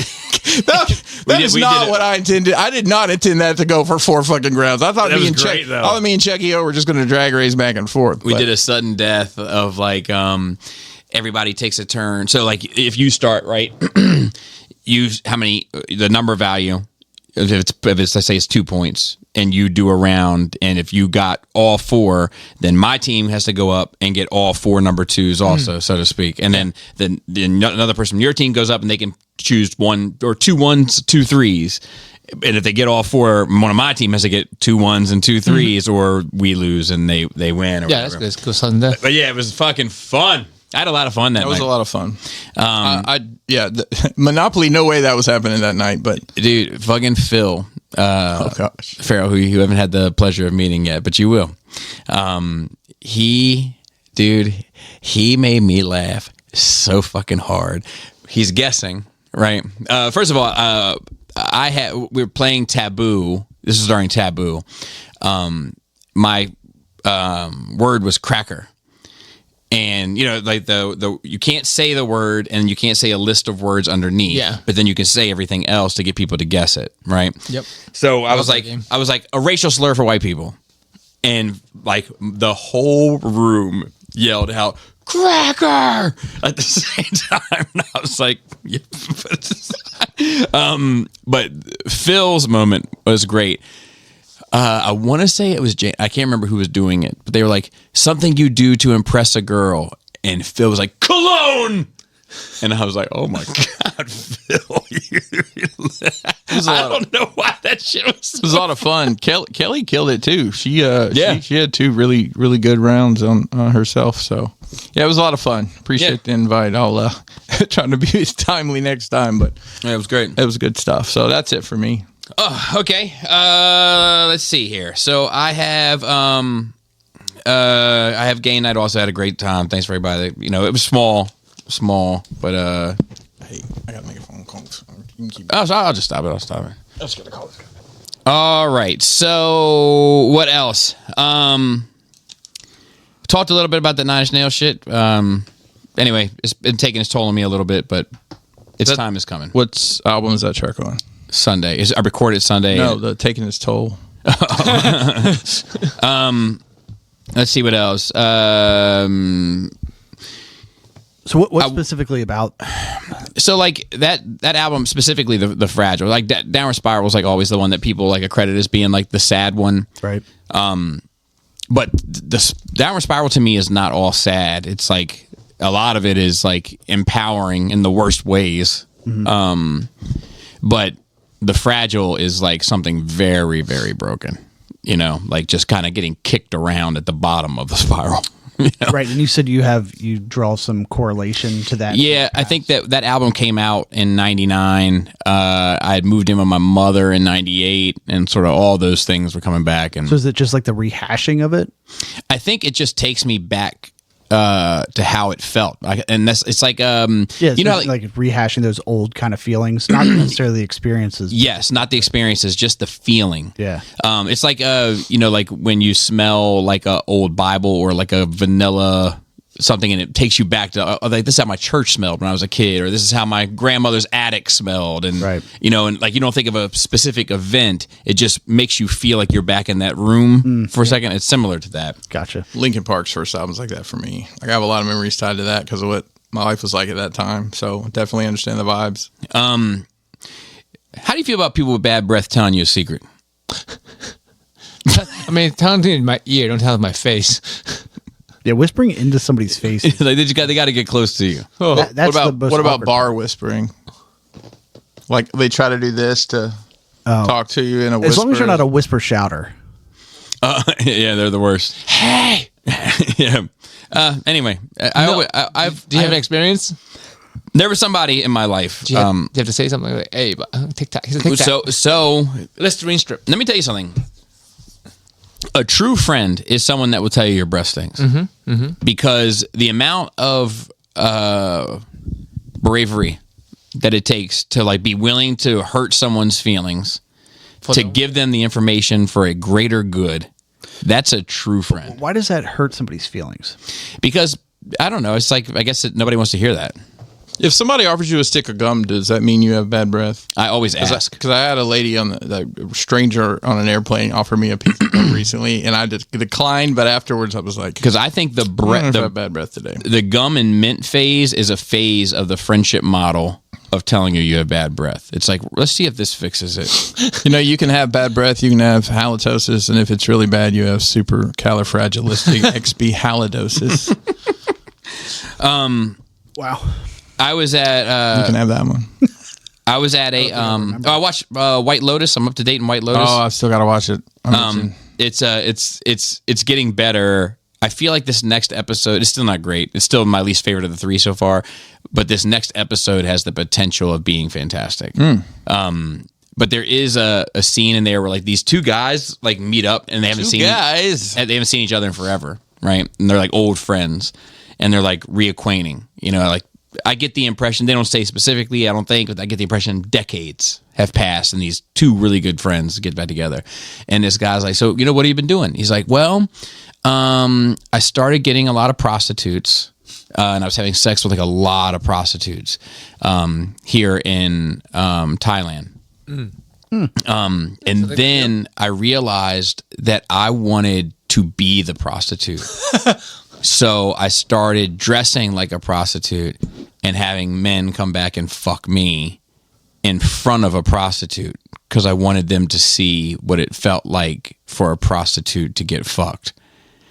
And then I started paying the men to fuck me in front of the prostitutes. And then I just became a full-blown ladyboy prostitute on the streets. And it's like this whole progression. I'm gonna have to send that to DJ. There's this whole progression, but the best part of it is watching the friends' reaction the entire time. Like because it's subtle and it's just like. You know, but it's like it's pretty good acting, you know, because he's trying not to be judgmental, but he's clearly making judgments. It's hard not to make judgments about such shocking news.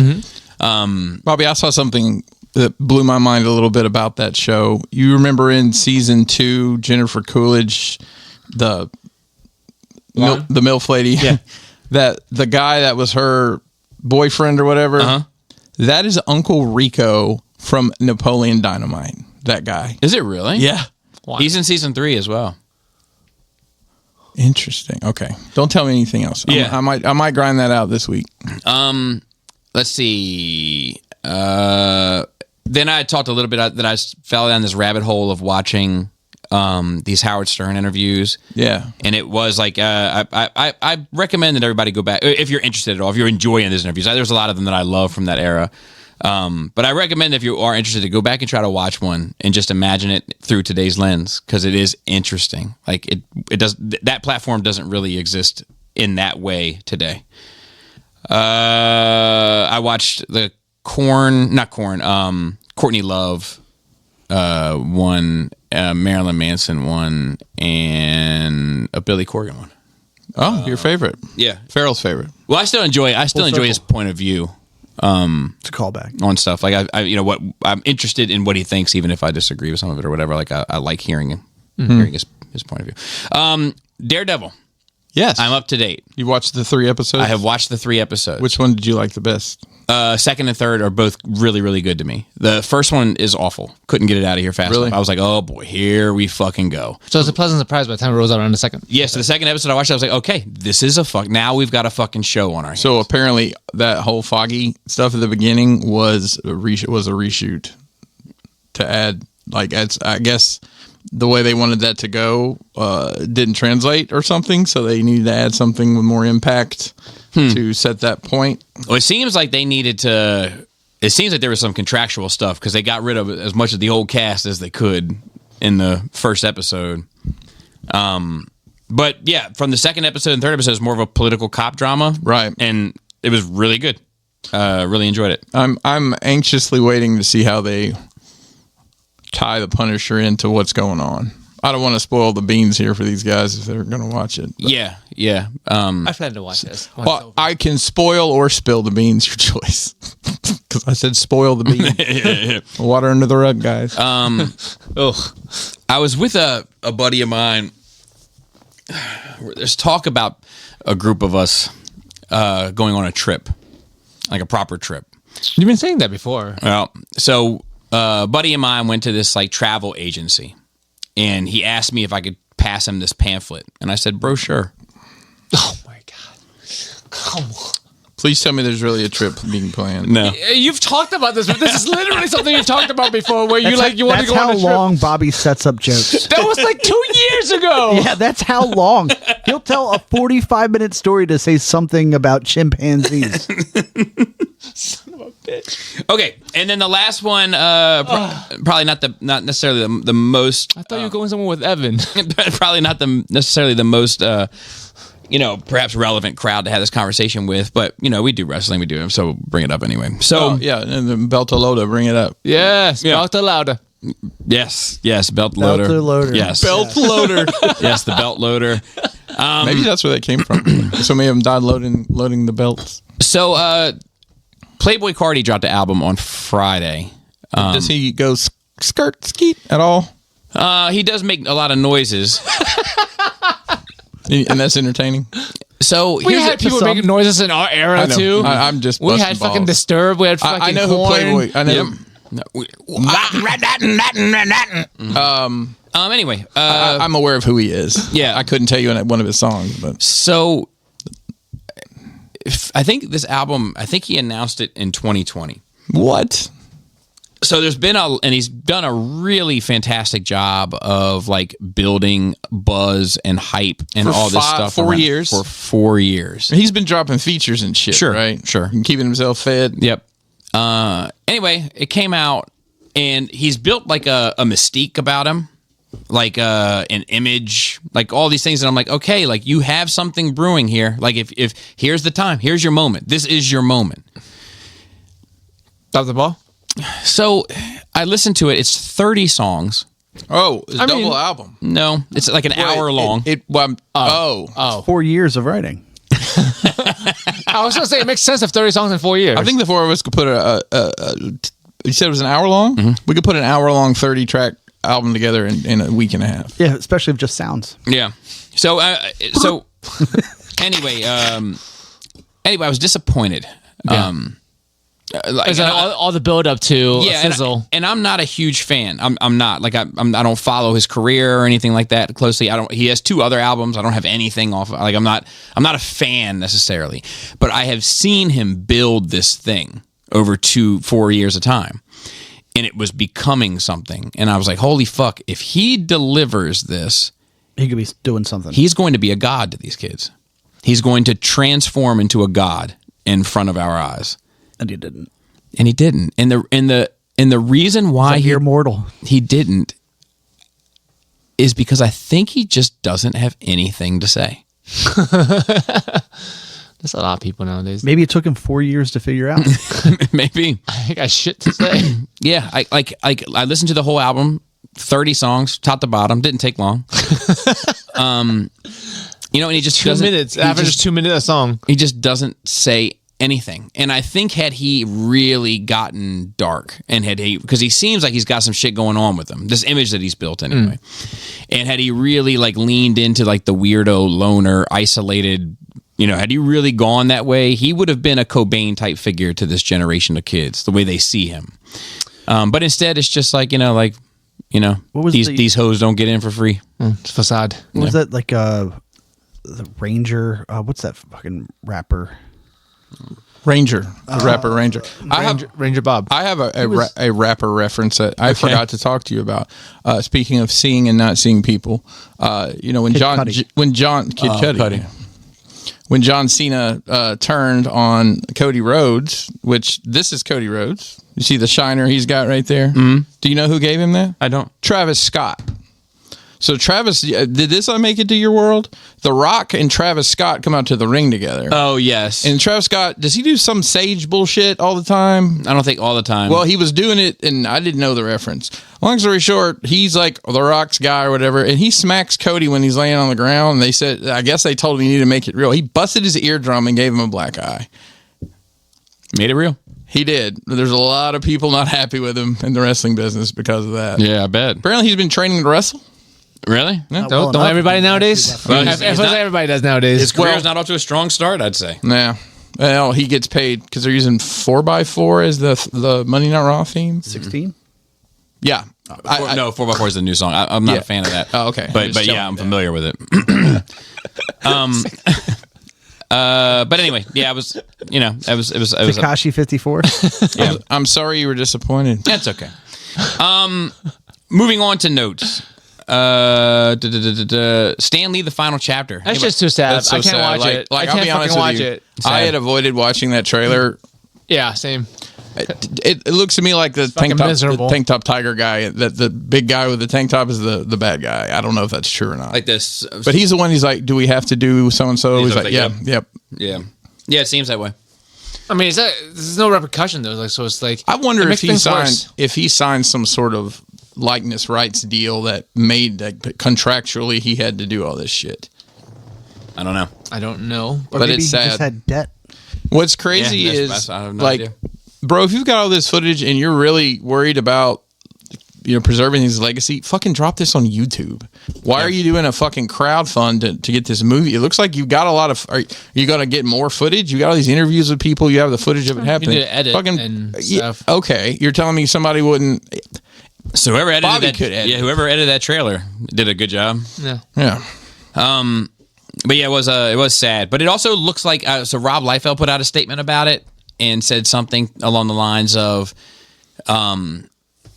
that guy who I think was the troublemaker, he did get out of his life before it was all said and done, and somebody else stepped in. Maybe the filmmaker was, if his name was John. I don't know who. Yeah, it was. that's it. Because The he was filmmaker stepped in his assistant. and sort of brought him back to peace. Nice.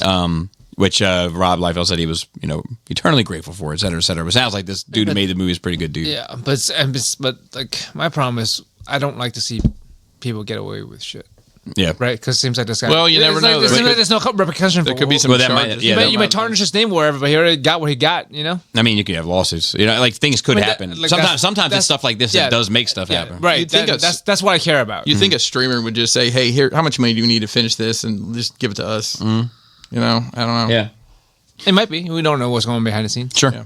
I hear Bobby's a pretty good editor. Yeah, I'm down to do it. Toxic Avenger was finally revealed. We've just covered it a couple times. Peter Dinklage. It looks. I mean, it's supposed to look ridiculous. So It looks ridiculous. I could give a single shit about talk. I never liked it. Me it was stupid. always ridiculous. It was supposed to be ridiculous. It was trauma. It was ridiculous for ridiculous sake. But like, I always thought it was. Bobby seems to love it. No, I don't love it. I don't love it. think he I loves love the that at one brutality, point in fucking Pinkerton's life, he had the fucking wherewithal to say, "This is stupid," and I'm not going to watch any more of this. Well, it was when I was in the film industry. People would come in and ask for them. Yeah, I never Right. understood that. Like, even as a kid, I never understood.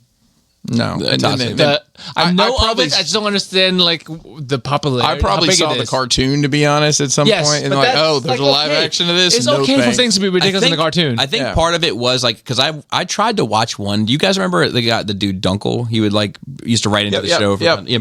Yeah, got the horn. Like harmonica. Yes.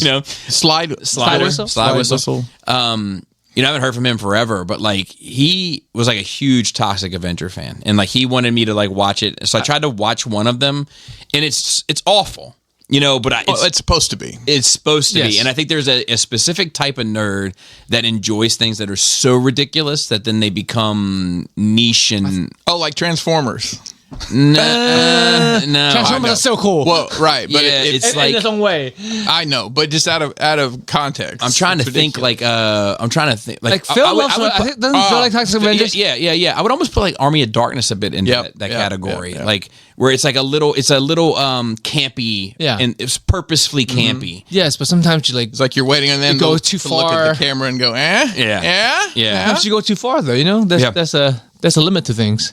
And then I let this in there. I don't know if you guys will talk about this or not, but this Rob Zombie backlash over a children's book. I mean, backlash are ridiculous in general. Look, like if you don't understand the point of these things and you're talking about it, here's the deal. That's a children's book, but it's not. No children are going to buy that. It's an adult collectible. Right. That looks like a golden book. So like people who are having a backlash are either fucking morons or they're paid to say something. Mm-hmm. Or it's one or the other. I vote morons. Yeah. I like him in general, but I wish I liked more of his music than I actually do. You don't like Dracula?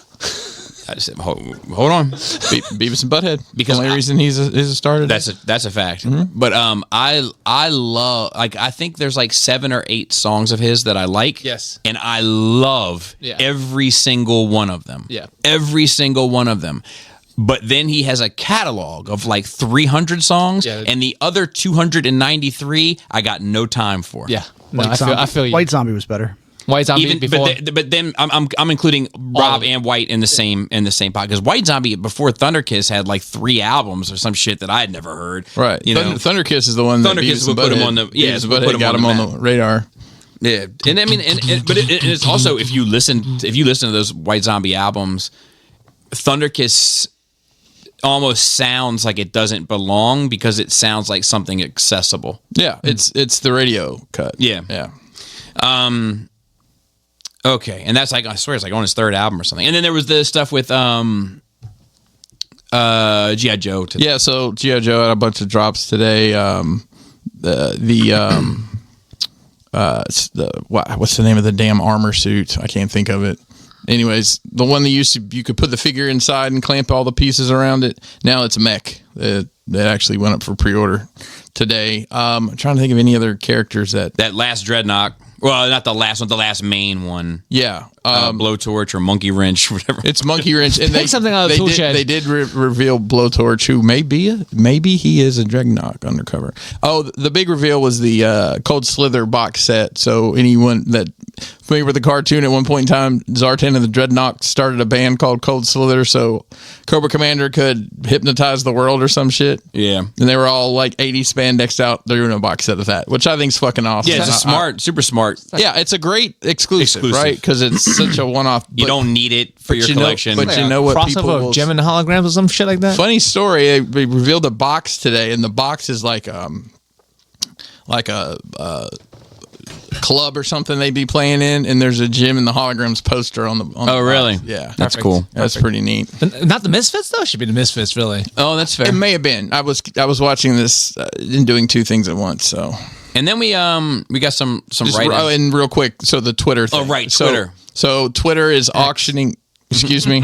X. They are. Let me give it to you. Let me say this carefully. They are auctioning off the old Twitter logo off the building, the giant blue bird who has a name, and it could go for Tweedle. Up maybe it could go for up to $40,000. They said. Did you see the Longaberger? I'm actually surprised it's not more. No, what happened? It's shaped like the baskets. Oh wow! And it's abandoned. Look it up. Let's go. Yeah. I don't know anything about it. Joe can get in the little holes. I can reach the high one. Hey, yo. So to speak. I like the little hole better.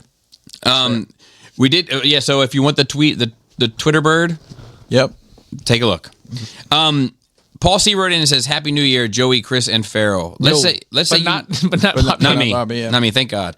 Let's say you need to fly somewhere. This trip is for pleasure and you don't have any work that you're bringing with you. What is your entertainment relaxation method of choice? How are you killing time on the plane? Has any of this changed now that nerd culture is much more normalized? Do any of you read comics in that kind of environment? Do you prefer a floppy or a trade paperback?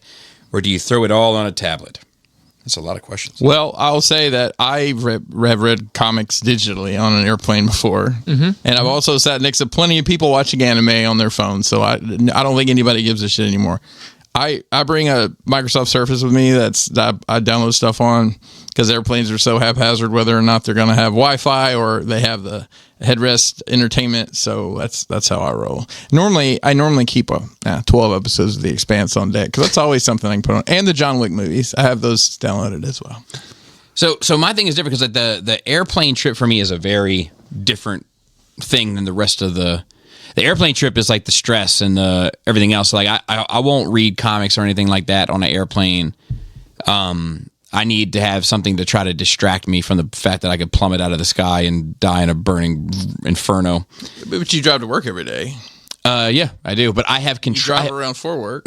Yeah, so I've had this. I'm well seasoned in this discussion. So, oh Lord. So yes, I do drive to work every day. However, I have partial responsibility for the things that happen on the road. So I'm not the best driver in the world. I'm certainly not the most law-abiding driver in the world, and I wouldn't say I'm necessarily the safest driver in the world. However, I am one of the most observant drivers in the world. I don't text on my phone. I don't fuck around with shit. Like I'm locked in. He won't even turn the Rammstein off till the album's over. It's true. It's true. Even if someone else could possibly do it. Even if it might kill someone else in the car. That's right.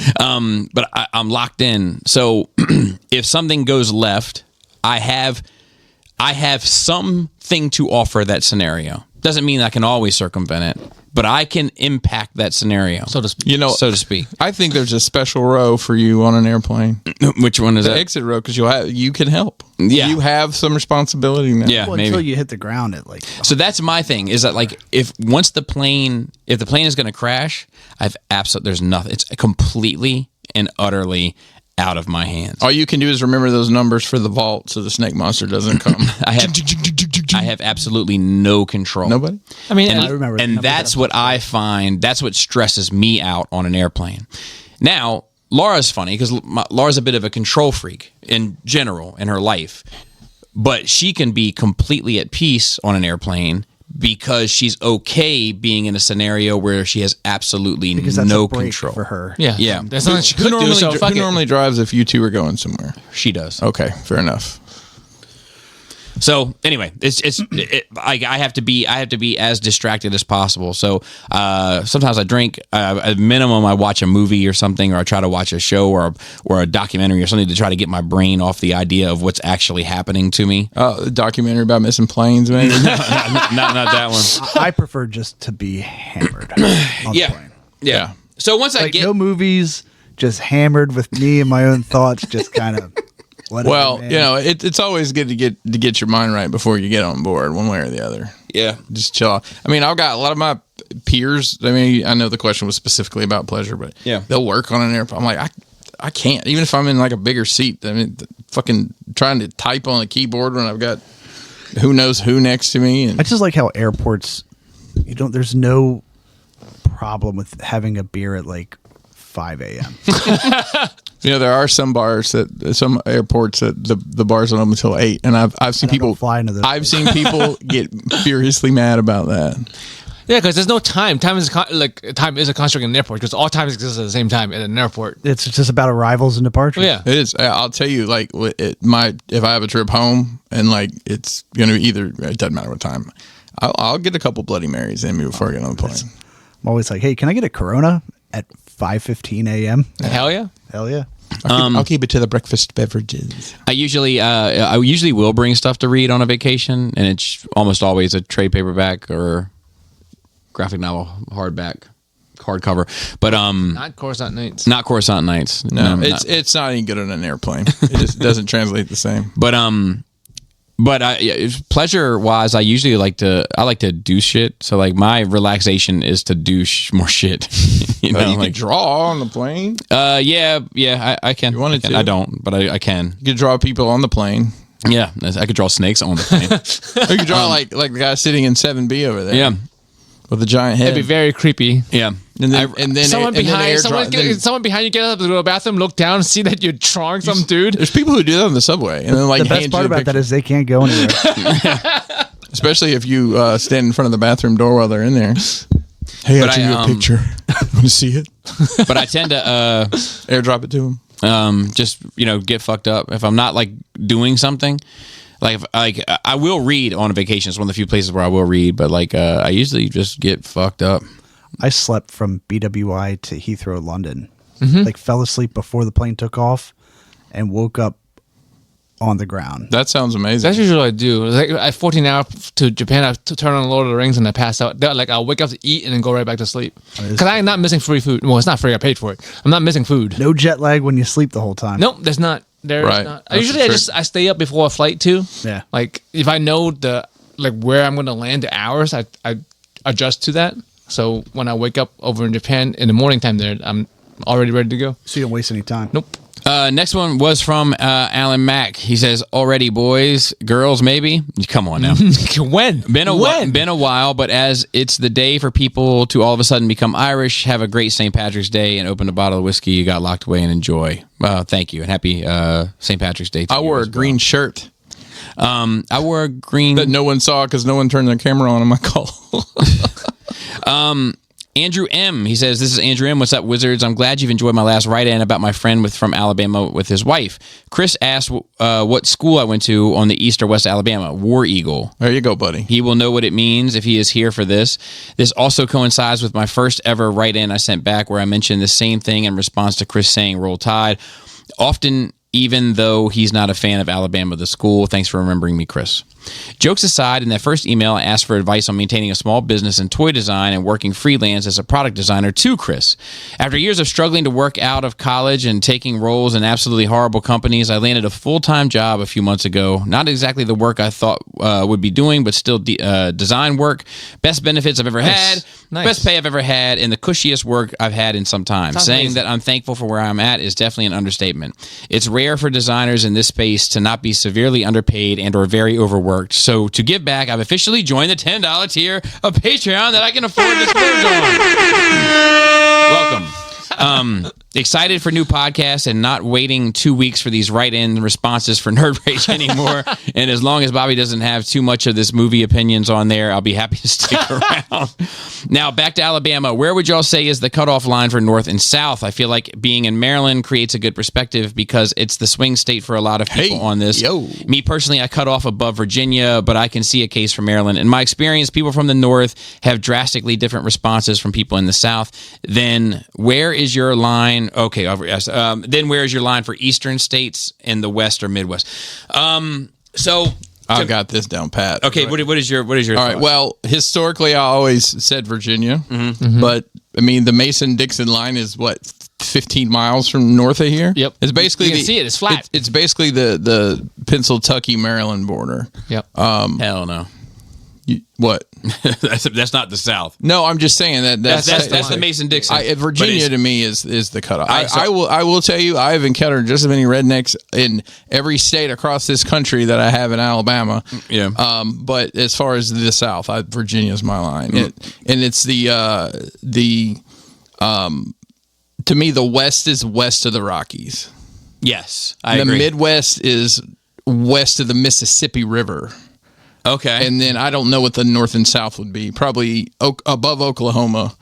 But then that gets kind of jumbled because like Ohio is the Alabama, the Midwest, and don't fight me on that.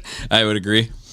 I don't know if people in like Wisconsin consider themselves part of the Midwest. And I think the line, even in Virginia, the line of North and South like cuts through Virginia. Yes. You know, it's not like at a border. Northern of the Virginia state is not the same as Southern At all. Virginia. at all. Yeah, but on the Eastern Shore, some parts of That's true. southern parts of Maryland are the South. Yes. Yes. That's true. and But I wouldn't say that. been to Hagerstown. Oh, and also, hang on. That's towards the you barrel. have to That's count towards the West barrel. Virginia in the South, however that maps out. Yeah. That's definitely part Yeah. of it as well. Yeah, I think that like my only thing with like that Mason Dixon, and I agree with what you're saying, but you know, like is when you talk to Southerners about how they perceive Marylanders. Well, and it's because we don't fucking know. Because I mean, to us, it's Baltimore. We Right, don't- Baltimore, I DC, didn't- like you know, I they didn't don't- know that there yeah. was not. I just thought it was a city. Thank you. Yeah. Anybody else got anything to add on to them? All right, we have Old Marshall wrote in. He wrote in when he got his pen ready. Hey, fellas, I normally write in something trivial, but today is a little more serious. I know many people going through it who are Nerd Rage listeners sometimes share what they have going through, and always love this as it helps you realize you're not alone. So I hope this helps someone. I am 31 and have been going through maybe the toughest year of my life. I have no family whatsoever due to me cutting them off one by one as I worked out that I could not move forward while still being stuck in the trauma cycle they create. I always took solace in the fact that I had a great relationship with my girlfriend, and like Joe, am the cat dad of 2 Furbies. He said fur babies, but I took my liberty. I found out last year around February from a friend that my girl of 8 years was working at the dirtiest, most notorious strippers in the area. I mean, I knew this place when I was 15. That's how bad the rep was, and anything goes kind of joint, a hive of scum and villainy, you might say. What's the address? Up to this point, she had only ever exhibited loyalty to me, and so although I was suspicious about her going out regularly on the weekend, I took her word for it that she was just with her friends chilling, as I believed her to be loyal. I have even said to her at one point, if I didn't know better, I'd say you're a stripper, and of course she threw a tantrum and told me I'm an arsehole and denied it. When my mate called me and told me he had seen her working there, I immediately called her and she denied it. Told me my mate was lying. I knew it was bullshit. Anyway, rent prices in Melbourne are fucked. Melbourne are fucked at the moment, and so finding my own place was hard, so I couldn't work full time and was really going through it after finding this out. Skip forward, and I'm in a new place as of this weekend. I have now, in my mind, lost 2 families, but I'm hopeful for the future. Thanks so much for the work you guys do. Joe, saying you need to get the first one out of the way to meet the right one really stuck with me. Also, looking at Bobby's relationship shows me what a relationship can be like and not to give up. Thank you for the content. It really helped me get through the year, and you are all male role models to me who exemplify what standard a father and husband can be. Sorry for the double email, but surely we could get a group of artists and writers together from Patreon and Nerd Rage to write and draw season 2.5 for Transformers. We start by writing a list of loose ends left by the cartoon and designate teens to tackle each issue. Could be a bridge to the movie we always wanted. Just a thought. It sounds good to me. I'm not organizing it, but it sounds good to me. I got too much shit going on. And then the last one is from Dimension 6. Question about new guests. Hey, hope you're having a good morning. The reason I'm contacting you is that oh, never mind. This is somebody trying to sell an agency. How did that get through? So yeah. You had a hard stop. You're a little bit past your hard stop, so we'll go ahead and get out of here. Shout out to Phil on Twitter. Shout out to Dante on Facebook. And with that, flappy labius. Moist thighs. Tasty taint. tight dick player.